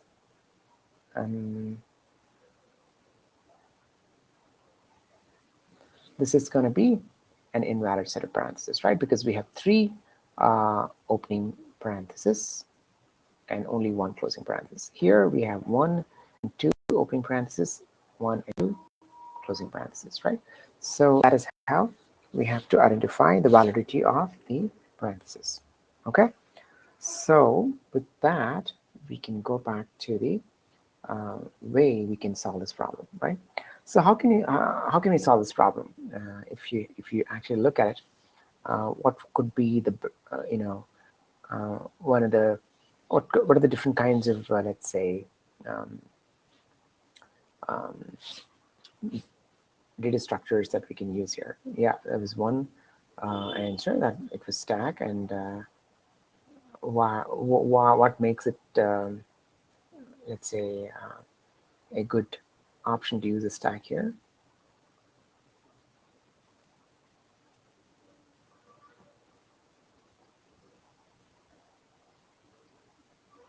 So the stack uses the last in, first out semantics, right? So it allows us to check if the last element, to essentially pop the last element and check if that was either a closing bracket or an opening bracket, and then appropriately process the incoming elements, right? So that's where it helps. And so how do we know that a given list of parentheses is valid? Whenever let's say the stack is empty, it is a valid parenthesis, valid set of parentheses. If the stack is not empty after processing the entire list of parentheses, then it is a invalid um, invalid set of parentheses. So let's actually take an example. Okay, so let's assume that we have a set of parentheses here. So let's say I have this, I have this, I have this, and I have this. Okay, so and we'll be using the stack as our data structure to process this. So every time we encounter a opening bracket, right? Okay, we will always go ahead and add it to the stack, right? So for example, this is an it's opening bracket, right? So we will go ahead and add it to the stack. Yeah. Then we have this one. We'll go ahead and add it to the stack. Okay. And next, we will encounter a closing parenthesis, right? So we'll check for this closing parenthesis, is there a matching opening parenthesis? So matching as in the types have to be the same, right? So here, these are two flower braces. And if it were a square bracket, then there wouldn't be match. We can't, we will do a different set of processing there, right? So if there is a match, right? So we have processed these two elements here. And if there is a match, what we do, we actually pop this one, right? So our stack becomes, will have only one element with this particular entry, okay? And then we process the next element from our input, which is going to be our closing square bracket, right?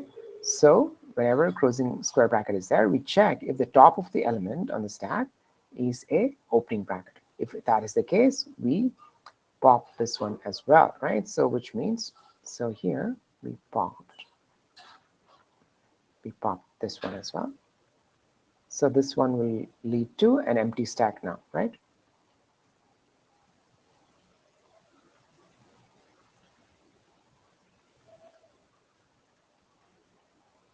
Okay, and so we have processed all the other elements. There are no more elements to be essentially processed, right? So when that happens, whenever there is an empty stack and all the elements are processed, we say this is a valid set of parentheses, right? Okay, so let's assume that we had, so this is the valid set of, it's a valid set of parentheses, right? Let's assume that we had something like this, right? So for example, we had a opening square bracket and we had a opening flower braces, right? And we had another closing flower brace, let's say, okay? So what do we do? So our initial, since this is an opening square bracket, right? We will add it to the stack, right? So it'll go into the stack. Oops, made it E. This is going to go into our stack, right? And similarly, when we find this one, this will also be added to the stack right now. Okay, so this is the first element in the stack,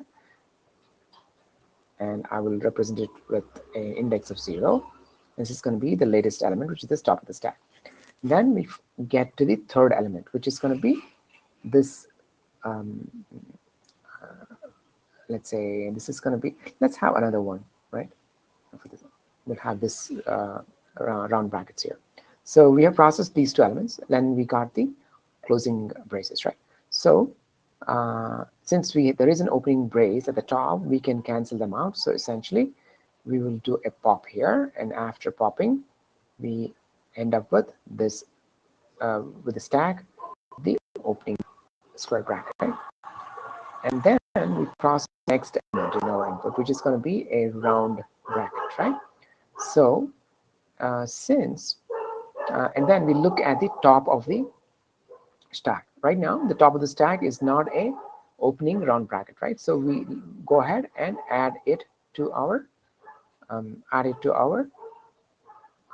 stack, right? So right now our stack is having two elements, and we also have finished processing all the elements or all the braces, right? We were supposed to process 4 braces. We have 4 parentheses. We have processed all 4 of them, right?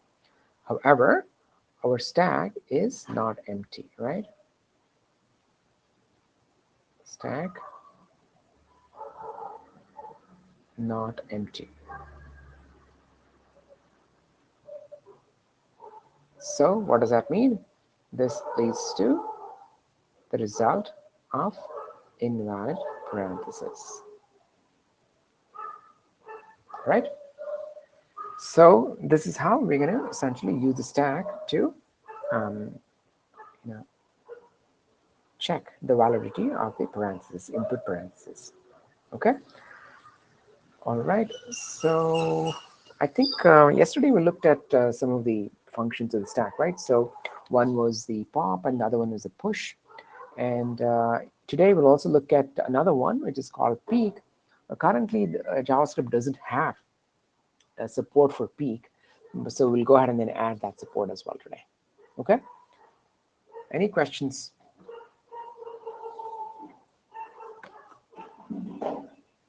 Are we good to go here? Okay. All right, I'm going to go back to the code base, the IDE to be precise. There we go. So this is going to be, oops.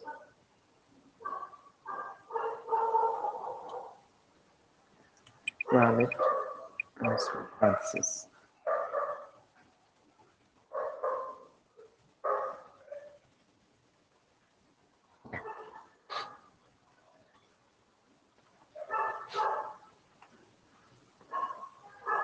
Okay. So let me minimize the terminal here.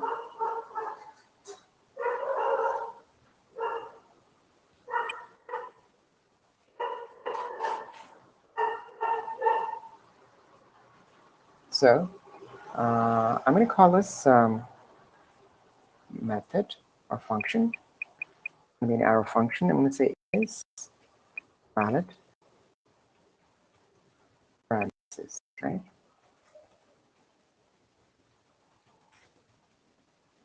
Okay, this is going to be a arrow function, and it's going to get the string, or rather the array of parentheses, the parentheses, right? We get parentheses.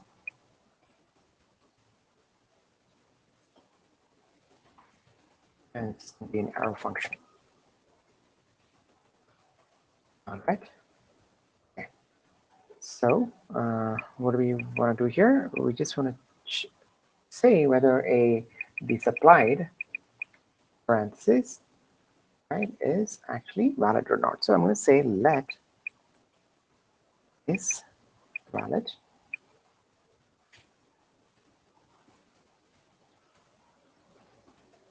is equal to false, right?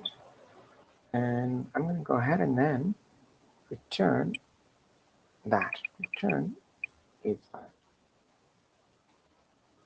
Okay. All right. What do we do with the first thing, right? We can, again, we need a stack as well here, right?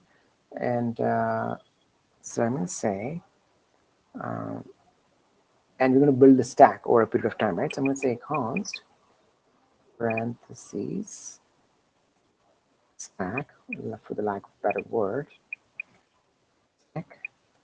It's going to be an empty. It's going to be empty to begin with, right? And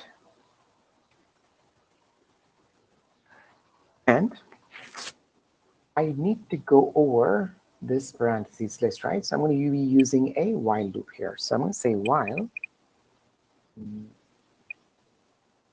parentheses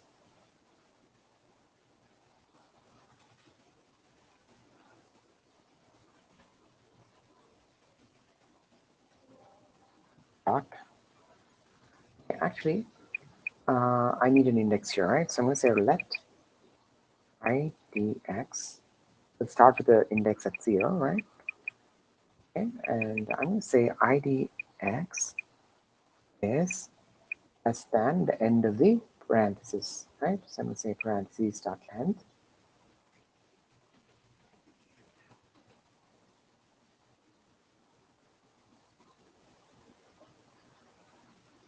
Okay, what I want to do here, I want to check if the stack itself currently is empty. If it is empty, what I want to do, I want to go ahead and then push the element at its index, correct? So I'm going to say, so for that, I'm going to define a, so essentially what I'm going to do is if stack is empty,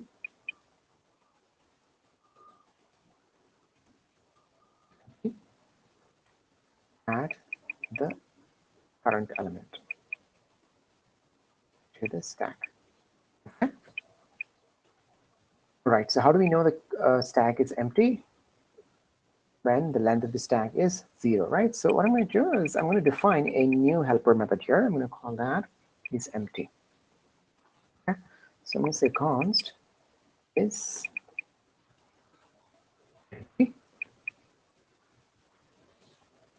equal to, it's going to get the stack itself.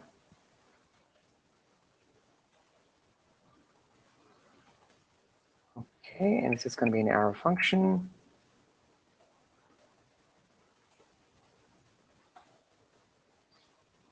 Right. So what I'm going to do here is that I will say return stack top length is equal to 0, right? If it is equal to 0, it's going to return true. If it is not, it's going to return false, right? All there is to it. So I'm going to say if is empty of parentheses dot stack, if the parentheses stack is empty underscore parentheses stack, yeah. I want to do, I want to add the current element to the parentheses stack, right? So I'm going to say parentheses stack push,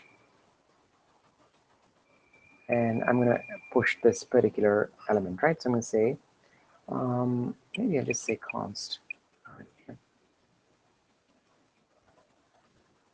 Const current parentheses at index, right? Okay. So I'm going to say it's going to be current. Okay. And I would say I also need to do something, right? After this, what I do need to do, I want to go ahead and process the next element, right? So in order to process the next element, what I need to do, I need to increment the index, right? I'm going to say index plus plus as well. Oops. Well, I need to say continue. Oops. Okay. All right. So in case if it is not empty, then we need to do a different kind of processing here, right? So, okay. In case it is not empty, we will have to process the current element.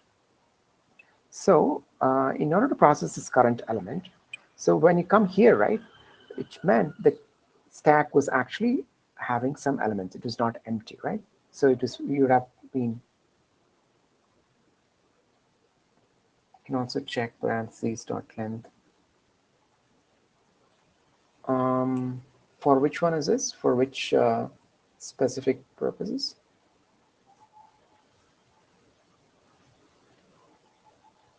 Yeah. If it, you mean to say, what will it solve? For which specific condition is this? Don't have equal number of brackets. Yeah, that will be the first thing that we have to do actually. So that will be the quick exit, right? In case it is not equal, straight away we can say it is not equal. Yeah, true. Yeah, that's going to be a quick exit. That'll essentially optimize your, time complexity big time, because we're not going to be, it's not going to be O of n anymore, right?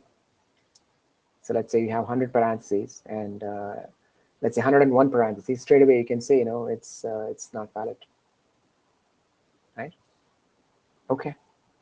Yeah, we'll also do that surely once we get this flow up and running, right? We'll look at the optimization part. Yeah. Okay. So we got the current element, and let's say the stack is not empty. We want to process the current element, right? So what do? We have two options here, right? We need to first get the top element of the current stack, right? So let's say get find the top of the stack. Okay. So what is present at the top of the stack? So as I mentioned, JavaScript doesn't have the option to find the top of the stack without actually popping it, of course. So if we do a pop, what happens is that it actually removes the element from the stack, right? Which we don't want to do, right? So in order to do that, we'll actually go ahead and introduce a new method here. I'm going to call that peak. I'm going to say const peak, and it's going to get a stack as well. Okay, and so I'm going to say return stack at stack length minus 1, right? This is going to be the top of the stack. Okay.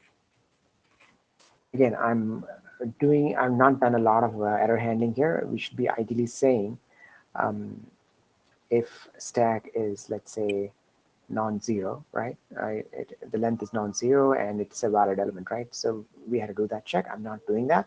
I'm doing the happy path here. Okay. Okay. So I'm going to say const top element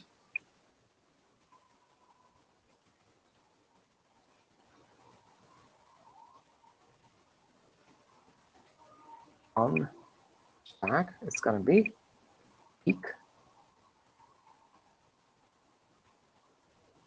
and parentheses underscore stack, right?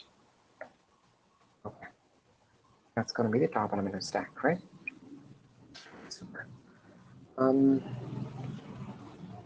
So now we got the top element of the stack, right? So we need to know, we need to process that in conjunction with the current element, right? So current element could be any of these, right? So for example, let's say our stack, our input parentheses were something like this. Let's take an example. So it was something like this, right? Okay. Something like this. So the current element here would be this one, okay, which is the opening braces, right? So if it's an opening brace, we want to go ahead and add it to the stack, right? If it is a closing brace, then we want to check if the top of the stack was an opening brace, right? And then we want to pop that, right? That's what we discussed, correct? So I'm going to essentially go ahead and then employ the switch case block here. I'm going to say switch on current. Okay.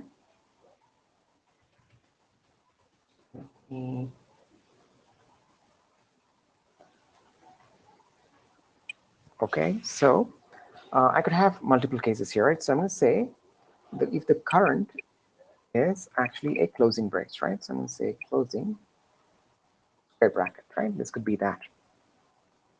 Okay. This is the case. What do you want to do? We want to check if the top, we want to check if the top is actually a, so we'll say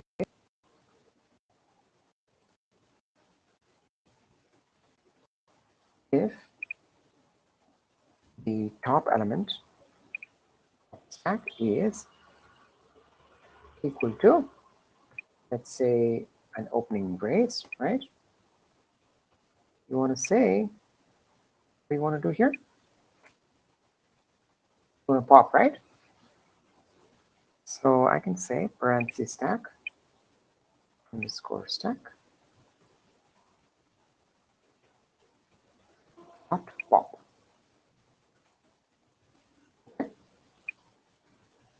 Else, what do we do? We will actually push the current element, right? So we say parenthesis stack push and push the current element. Okay, making sense? We need to push only the opening brackets, yes. Okay.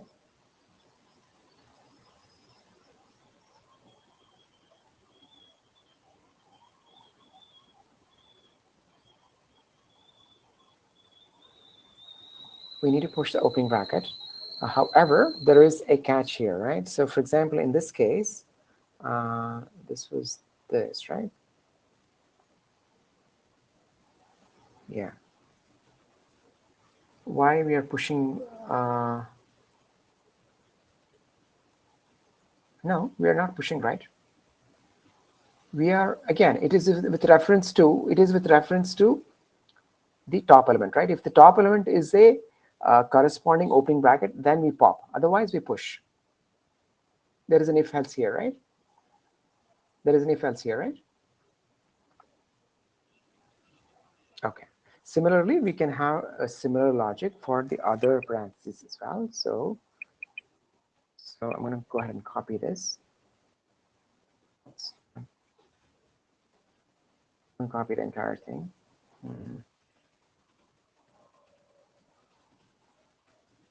It's a bit repetitive.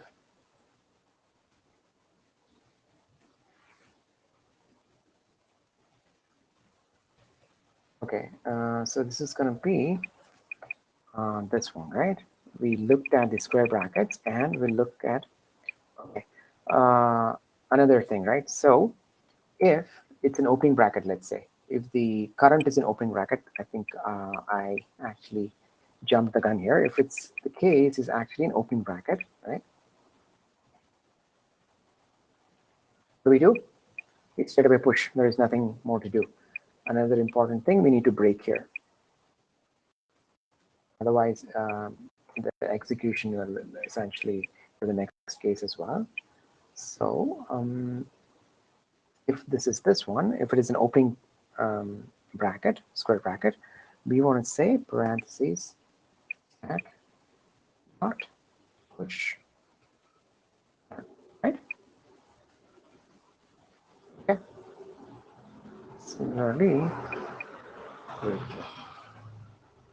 right. So we can copy this one for all the other.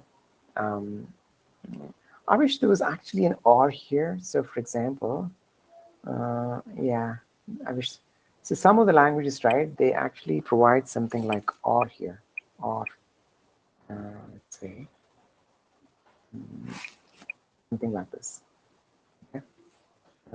Maybe not in JavaScript, I'm thinking. Right. So I need to go ahead and then copy this bit. Okay, so it's going to be repetitive. I think probably we could minimize the code by looking at some helper function or something like that. Yeah, maybe, So we looked at the opening brace here, or the closing one, right? So we can do similar thing here. This one as well. Okay. And this one has to be this, right? Okay. Anything else? Similarly for the round brackets as well.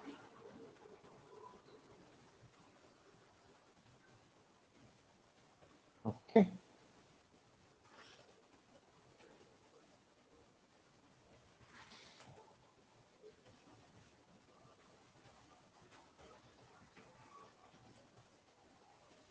All right. Makes sense, right?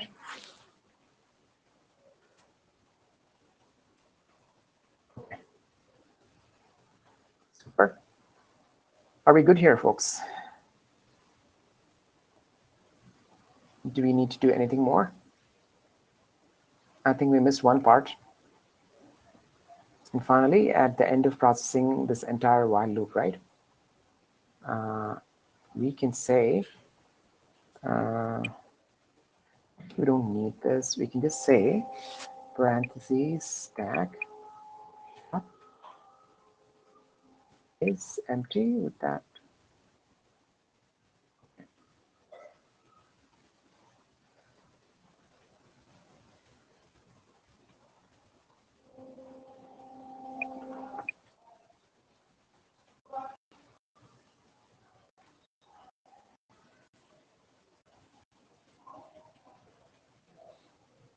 Okay. All right. I think this should be good. And hopefully this is not required. Just a moment. Okay. Yeah, what was the question? In which statements, why are we pushing closing brackets? Where? In which case? In the if case?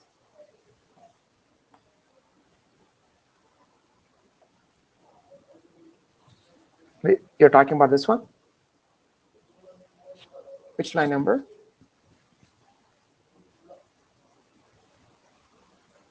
39. Yeah, we have to push them, right? Only we don't push them only if the top of the element is corresponding opening bracket. Otherwise, we need to push them, right? So for example, let's say I have something like this, right?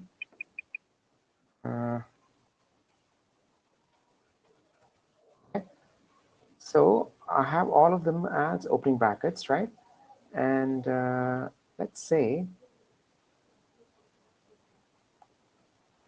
I introduce something here, right?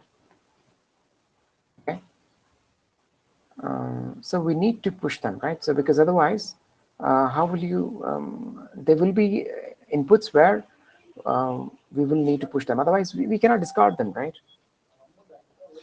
For certain inputs, they will need to be pushed. Only when the top element is a corresponding opening bracket, then we pop that and then don't process that. Otherwise, we need to push that. So for example, let's say you have something like this, right? So in this case, it need not be. There will be some.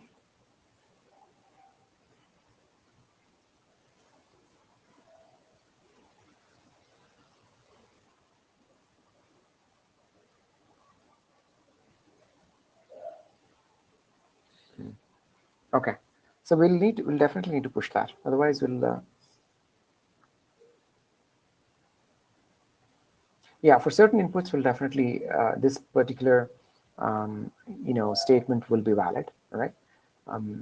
Or for that matter, so let's say for invalid inputs, right? So for example,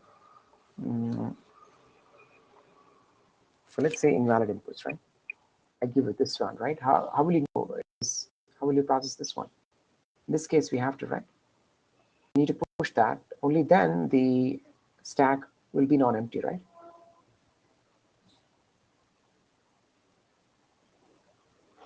So essentially, we cancel these out, and then we encounter this one, and because it's an opening brace, we essentially push it to stack, and then we come here. The top and this one don't match, so we have to put them to the stack, right? We have to push them to the stack, and then we finish processing, and then the stack is not empty. So obviously, it's invalid, right? Okay. All right. So we missed out on one thing here, folks. Can you identify what that is in this particular thing?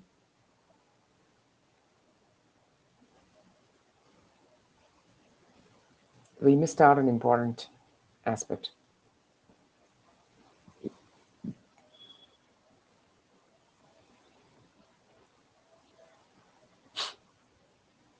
We actually need to also increment the index here, right? Otherwise, it'll run forever, right?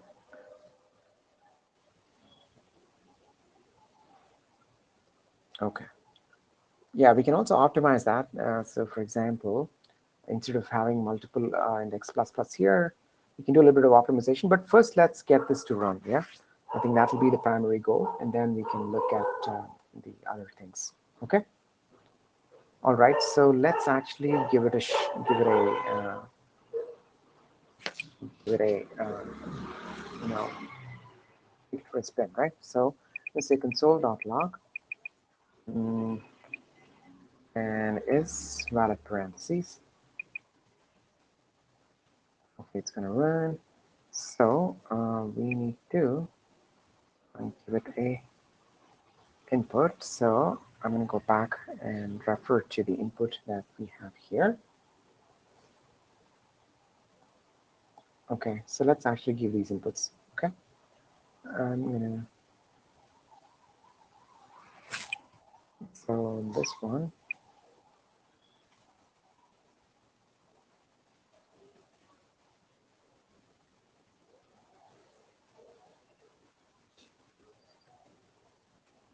Is this going to be valid?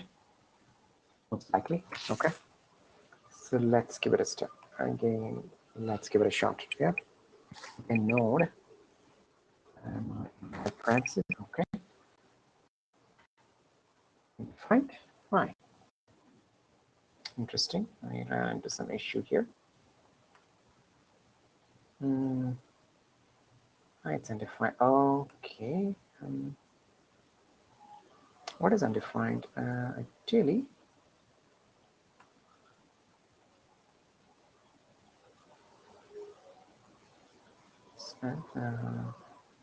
so returning is empty. Oh my goodness. This has to be a method.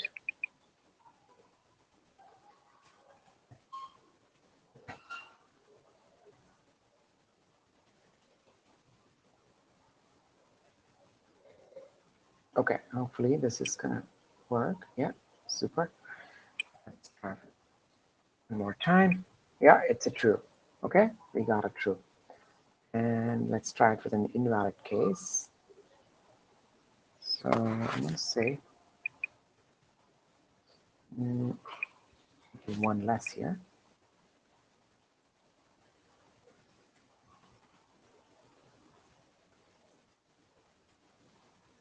Okay, false. Yeah, it is. Okay.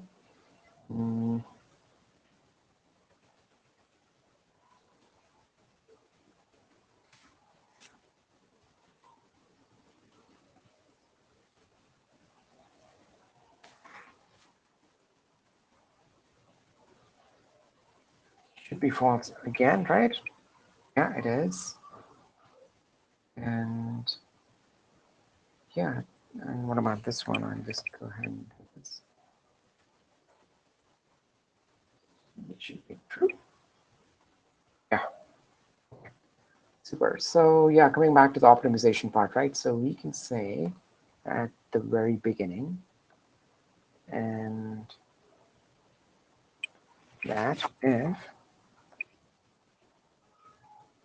parentheses is empty, if not parentheses, right? Or parentheses stop length is equal to 0, right? If parentheses stop length is equal to 0, then we can consider that as a true. So I won't add that here. So I think what I will do though is this is mod q is equal to 0, right? It's not equal to 0, that is. It is an odd number. Then return false. Okay. So so let's actually try that. I'm gonna go ahead. It's gonna be odd. Yeah.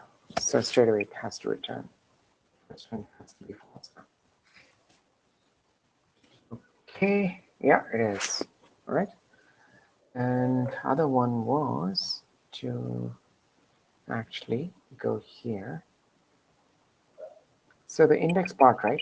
Instead of making incrementing the index in multiple places, we could do that in one place. So I'm going to go ahead and I'll just say, so that should take care of that. Let's see if we get similar answers, and we do. Okay. All right.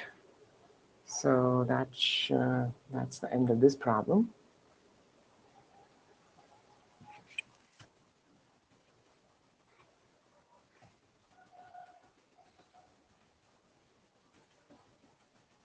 All right. Can we move to the next problem? Any thoughts, any questions so far?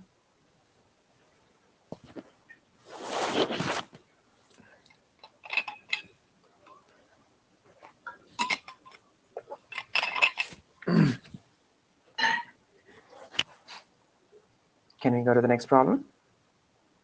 Are we good to go? So here the complexity is obviously, let's see, what is the complexity here? So time complexity is going to be order of n, right? This is going to be the number of elements. So we're going to process everything. And we also have a space complexity here. And that's worst case, that's going to be order of n also, right? If we have all opening braces, right, everything will go to the stack, right? So this is going to be order of n as well. Okay. All right. So let's actually go ahead and then look at the next problem. I'm going to close these tabs. Close. Okay. So what's the next one?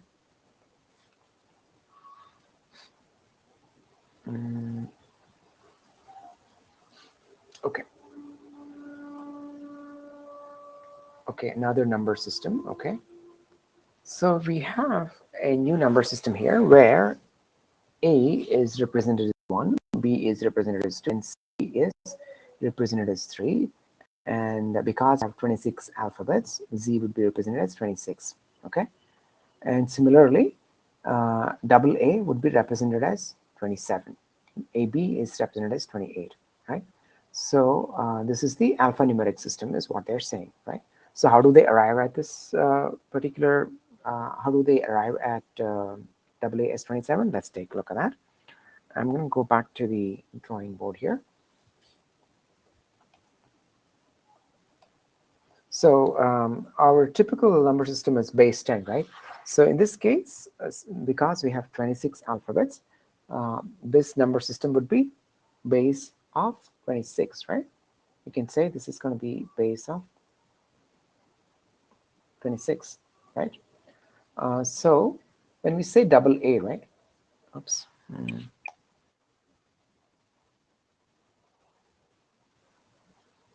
Double A, right? So how do we get that double A? So we know that actual value of A is 1, right? This is going to be 1, and this is going to be 1, right? And this is going to be the unit place, and this is going to be the 10th place, right? So we'll be taking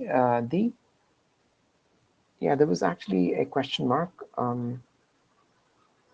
May I know what the doubt is all about?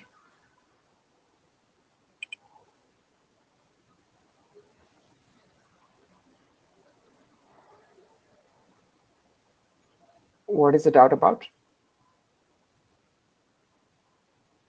Are there any questions or clarifications?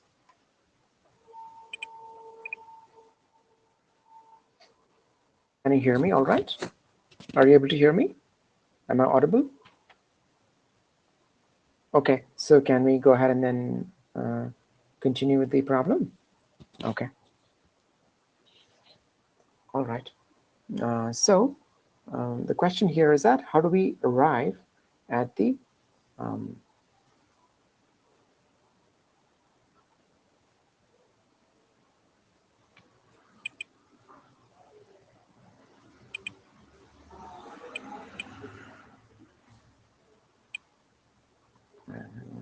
last track. Okay, so how do we arrive at so let's say if we are given A and A, right, which is double A, and how do we arrive at the numeric equivalent, right? So right now we're saying double A is equivalent to 27, right? And AB is equal to 28. So how do we arrive at this particular kind of a calculation, right? So we can use something similar that we do for, let's say, the base 10 as well, right? So for example, how do we know a value is 123? So we say the unit value is 3, the 10th value is 2, 100th value is 1, right? That's why it says 100. This is going to be 100 plus 20 plus 3, right? Similarly, so how do we arrive at this number? So this is base 10, right? So essentially what we do, this is going to be how do we arrive at this one? This is going to be 3 multiplied by 10 to the power of 0, right? And this is how it becomes 3. And how does this become 20? This is going to be 2 multiplied by 10 to the power of 1, right? And this one is going to be 1 multiplied by 10 to the power of 2. And finally, we add all of them up, right? And that's how it becomes 123, right? So we can follow a similar pattern here as well. So right now, what is the value of A here? It's going to be 1, right? Okay. And we are at the unit place, right? And then we're going to essentially multiply it by 26 raised to 0, right? And similarly, because we are in the 10th place, we will be multiplying it by 26 raised to 1, which is 26 itself. So which eventually becomes 26 plus 1, which is the value that we see here. Okay. Similarly, if we look at this one, this would be 2 and this would be 1. Multiply this by 26 raised to 0. Multiply this by 26 raised to 1. So that will be 26 plus 2. That becomes 28. Okay. Very simple. I don't think it should really be a it should appear to be a complex problem, but just that we need to understand the underlying mechanics to derive the actual value, numeric value, right? Okay, so let's go back to the IDE. I'm going to go to VS Code.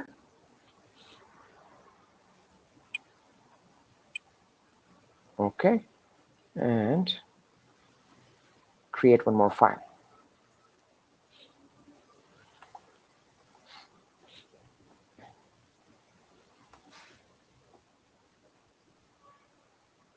What's going to be the file name here? I'm going to name it something like alpha 2 decimal. Yes. Okay. Perfect.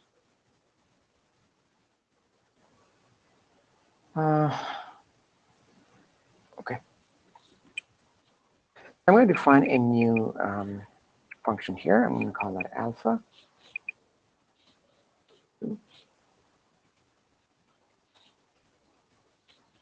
Decimal. It's going to be an our function, and it's going to get an alphanumeric string, and finally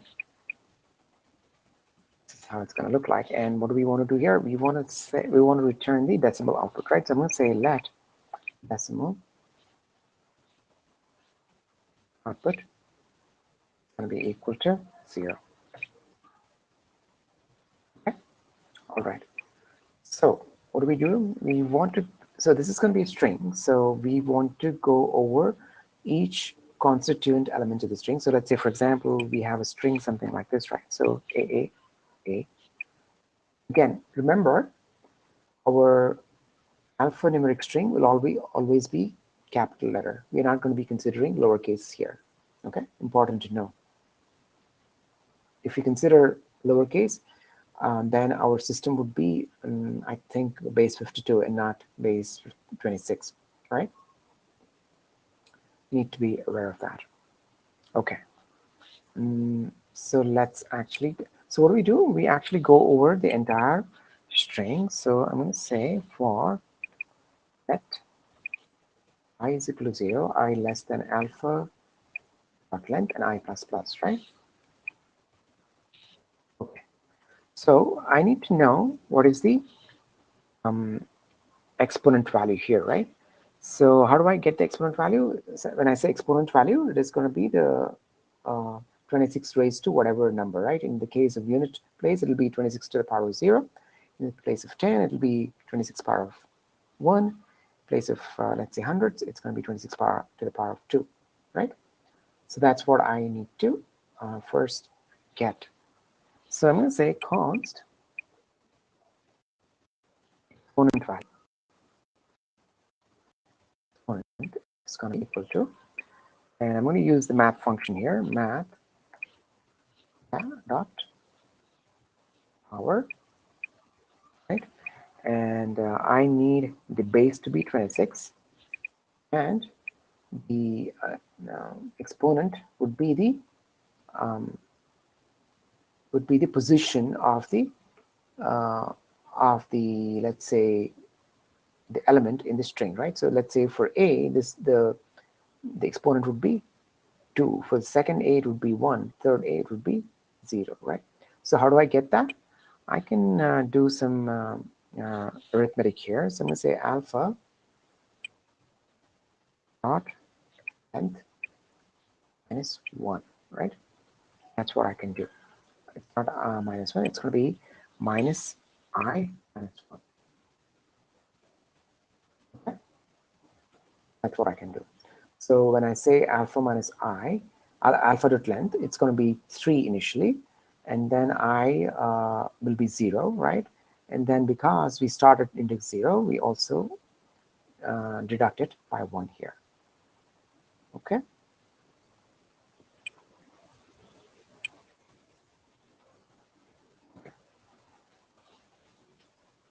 All right, so this is going to be the exponent, and I also need the unit value, right? So unit value is this particular thing,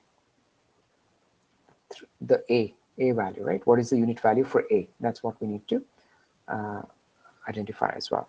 So the way we can do it is we can use some function that is part of JavaScript, and that's called the char code add, right?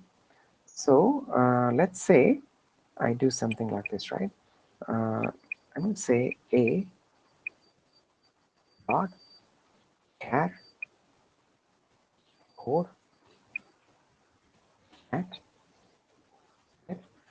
and 0. If I do this, it gives me 65, right? However, in my calculation, I want a to be assigned a value of 64, right? I'm sorry, a to be assigned a value of 1, correct? So what do? I subtract 64 from this 65, so that becomes a value of 1, right? So let's go here. I'm going to compute the unit value here. Const unit val equal to, it's going to be the element at I, so that's going to be alpha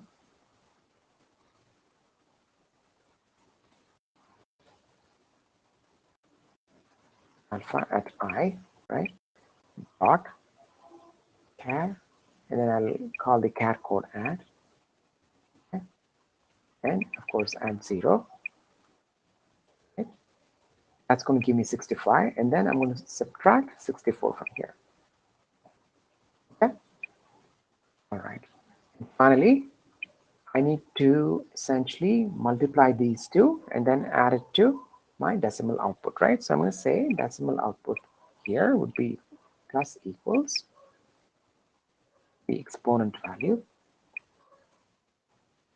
exponent, and the unit value, right? And yeah, so essentially I do this for the entire string, and once I'm done, I can go ahead and return the decimal output. Okay, let me actually go ahead and enlarge this. So this was reasonably simple one. I mean, there was not a whole lot of algorithmic logic in here, right? So this is what it's going to be. So let's actually look at the time complexity here, right? So what's going to be the time complexity here? It's going to be order of n, of course, because we need to go through the entire thing, right? Entire string, the alphanumeric string, and we have a space complexity of order of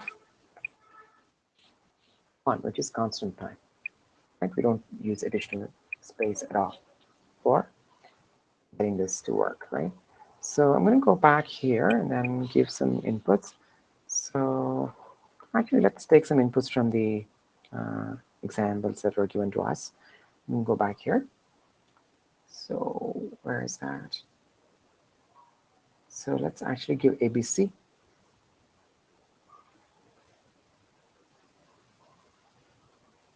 And J and, okay, AA.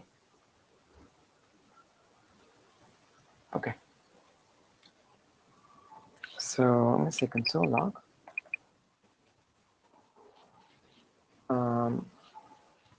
Alpha to decimal. Okay. And say, AA, right? We'll also give some more ones, J and ABC. Okay. Let's a shot and exist new node for the decimal. Yeah, I think we got it right. Correct. So J is definitely 10, AA is AA is 27, and this is the 731 as well. Okay. All right. So we are looking good here. Any questions? Can we move on to the next problem? Can you explain the approach again? Okay. So what we're trying to do here is that, let me go back to the drawing board. So we are given a given an alphanumeric string, right? So which could be in the range of A to Z, right? And only uppercase, right? The range would be A to Z, uppercase. So which means we have 26, 26 elements, right? Okay, we can work with 26 elements, correct? So which means we have a base 26 number system here, right? So just like we do in the number system, in the numeral system, right? Where let's say it was 123. How do we arrive at that? We first take the number at the unit level, which is going to be 3, and we multiply that with by 10 because it's a decimal system, and we raise the exponent to 0 because it's the unit value, right? And that's how we get the value as 3 here, right? Okay. And here we look at 2 and multiply it by 10, which is raised to a value of 1. So essentially we get 20 here, right? And finally, if you look at 100, it is going to be 1 at the 100th place, and then we multiply that with by 10 and raised to 2, right? That becomes 100. Eventually, we get a value of 100 plus 20 plus 3, which is 123, right? And we can apply this similar logic to this alphanumeric system as well, right? So let's say, for example, we are given a number of AA, right? Or for that matter, let's take ABC, yeah?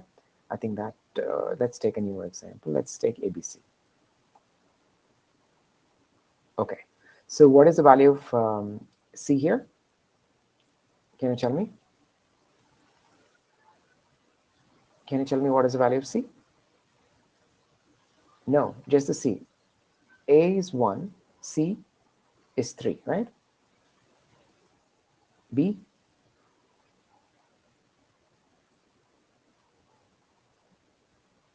Okay, and A is 1, right? So what I'm going to do here, we're going to, this is the units, right? So we multiplied it by the base system, which is going to be 26, right? And we raise it to 0, right? Because it's a unit value. Similarly, we multiplied this one by the base, which is 26, and raised to 1, right? And we also multiplied this one by the base, and because it's in the third position, we multiplied it, we raise it to the power of 2, right? And that's how we get a value of 731, right? And then ultimately we just add these up,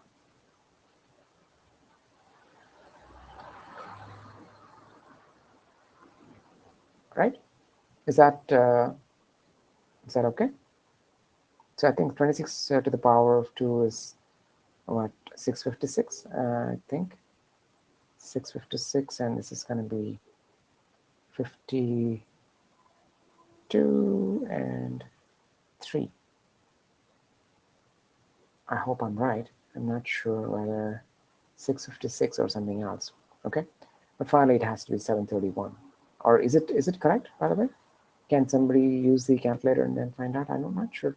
It's 26 to the power of 2.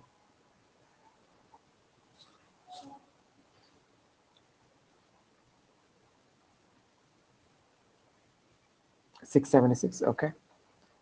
So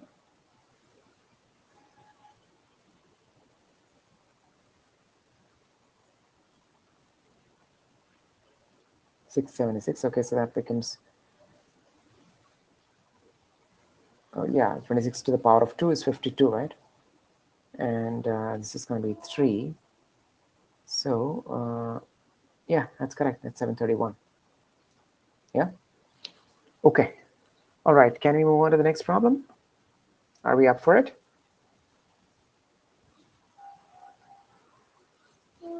Okay. All right. So let's actually take the next problem here.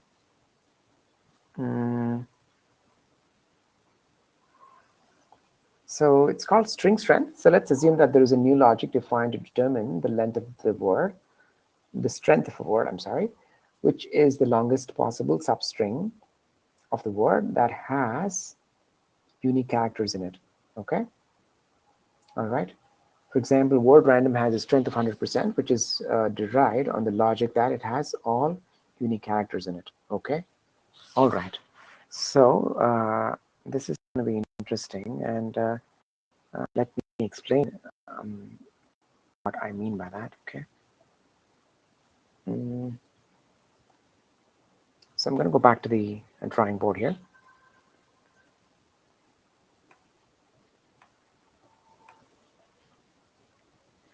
Okay. So we are given some string here, right? So for example, let's assume that we are given a string called random. All right.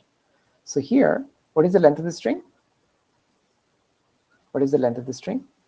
It is 6, right? It's 6, right? And what is the longest substring with unique characters in it? So how many substrings can we make out of here? So R itself can be a string. RA can be a string. RAN can be a string, right? And can be a string, right? So we can have n number of combinations here, right? However, we want to find out the longest substring, right? Which without repeating characters, right? So what is that here right now? So if I look at this string right now, all the characters are unique, right? There is no repeating character here. So the longest substring without repeating characters here is the length of the string itself, right? So the total length is 6, right? And the longest substring without repeating numbers or repeating characters is also 6, right? So we say the strength is 6 divided by 6, which is going to be 100%, right? So let's say we give something more. So for example, so let's give it as else, right? So what is the longest substring here? What is the longest substring without repeating characters? We can start from here, E, L, S, right? And then finally we get E, so which means the longest substring is S. And if you want to start from here, it is going to be L, S, and E. So again, the longest substring is LSE. If you start from SE, the longest substring is SE. However, after processing the entire length of the string, we arrive at the longest substring length to be 3, right? So we say 3 divided by the length of the string, which is going to be 4, right? And this is going to be, strength would be 75%, right? Okay. So can you recall where we actually use this particular concept of string strength? You use it all the time in our daily lives, the string strength.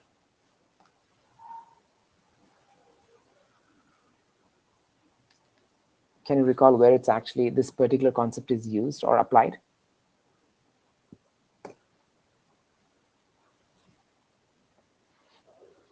Any guesses? You use it all the time.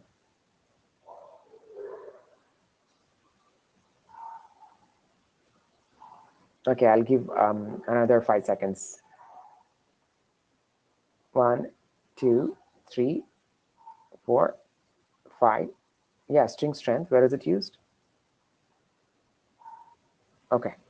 Let me actually throw some light on that. Actually, this is used in deciphering the password strength, right? So when you sign up for some account, you will actually sometimes some sites actually say, okay, your password is medium strength, it has poor strength, or it's weak, or it's strong, right? So you can use this concept to actually make that particular you know decision that a certain password is strong or certain password is weak based on its constituents, right? And how many unique characters they use, how many alphabet characters that you use, how many numbers you use, how many special characters you use, right? You can bring in a whole lot of other combinatorics here, right? A lot of other combinations as well into the picture. But essentially, this is what it is, right? Okay, so this particular problem, right? If I want to, let's say, find out the longest substring, right, from a given string, longest non-repeating substring in a given substring, how would I do that? How would you find that? Because this can result in a lot of substrings, right? At each index. So for example, let's say you start from here, you can get any number of substrings here. You can start from here, you can get any number of substring here, right? So yeah, this essentially is to find the longest substring without repeating characters, right? So that's what it boils down to, right? So I'm not sure when you looked at the earlier data structure problems, did you study the sliding window problems?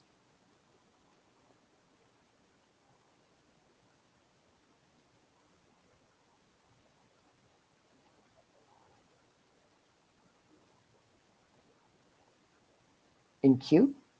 Hmm. So you're saying it's the circular queue?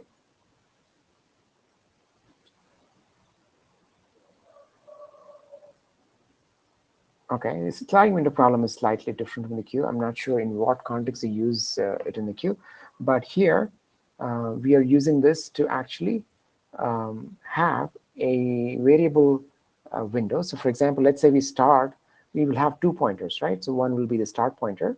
Let's say it's going to be I, and then another will be another pointer. Let's say it's J, and it's going to scan through the entire length of the string, right? And essentially, the difference between I and J will be the length of our window, right? So as we go through this, right, the window size initially will be here, right? And if it is different from the previous one, the window size will move here, here, and here until it finds a repeating character, right? So that's where the sliding window comes in a picture, right? And in order to get this right, we also need to maintain a, a data structure which will say a certain data structure or a certain character has already occurred in this particular string, right? And that's the only way you can say, let's say we have something like ELSC, right? So let's say we had come up to here, right? Our sliding window here, the length of that is right now 3, right? And if we come to E, we have to identify that E already occurred here, right? So that's the only way we can say that the longest sliding window length was 3 here, right? So that is going to be one of the key things that we're going to have to be aware of. So what we're going to do here is, this is going to take some kind of explanation. I think it would be good that we take this up in the next class. Just that since I already explained the sliding window concept here, we'll take that up in the next class and then put that into the code in the next class, because this is going to take some kind of explanation, and I would ideally like you to be fresh in order to understand this better, and that way it'll be you will feel better in terms of identifying the problem and also associating this particular solution to that problem, right? Okay, so I think let's call it a day, and we'll come back again on Friday, and then take it forward from there. Okay. All right. Thank you, everyone, and hope we'll have a good rest of the evening, and we'll catch up again on Friday. Okay. Yeah, we'll do. Yeah, absolutely. Bye for now.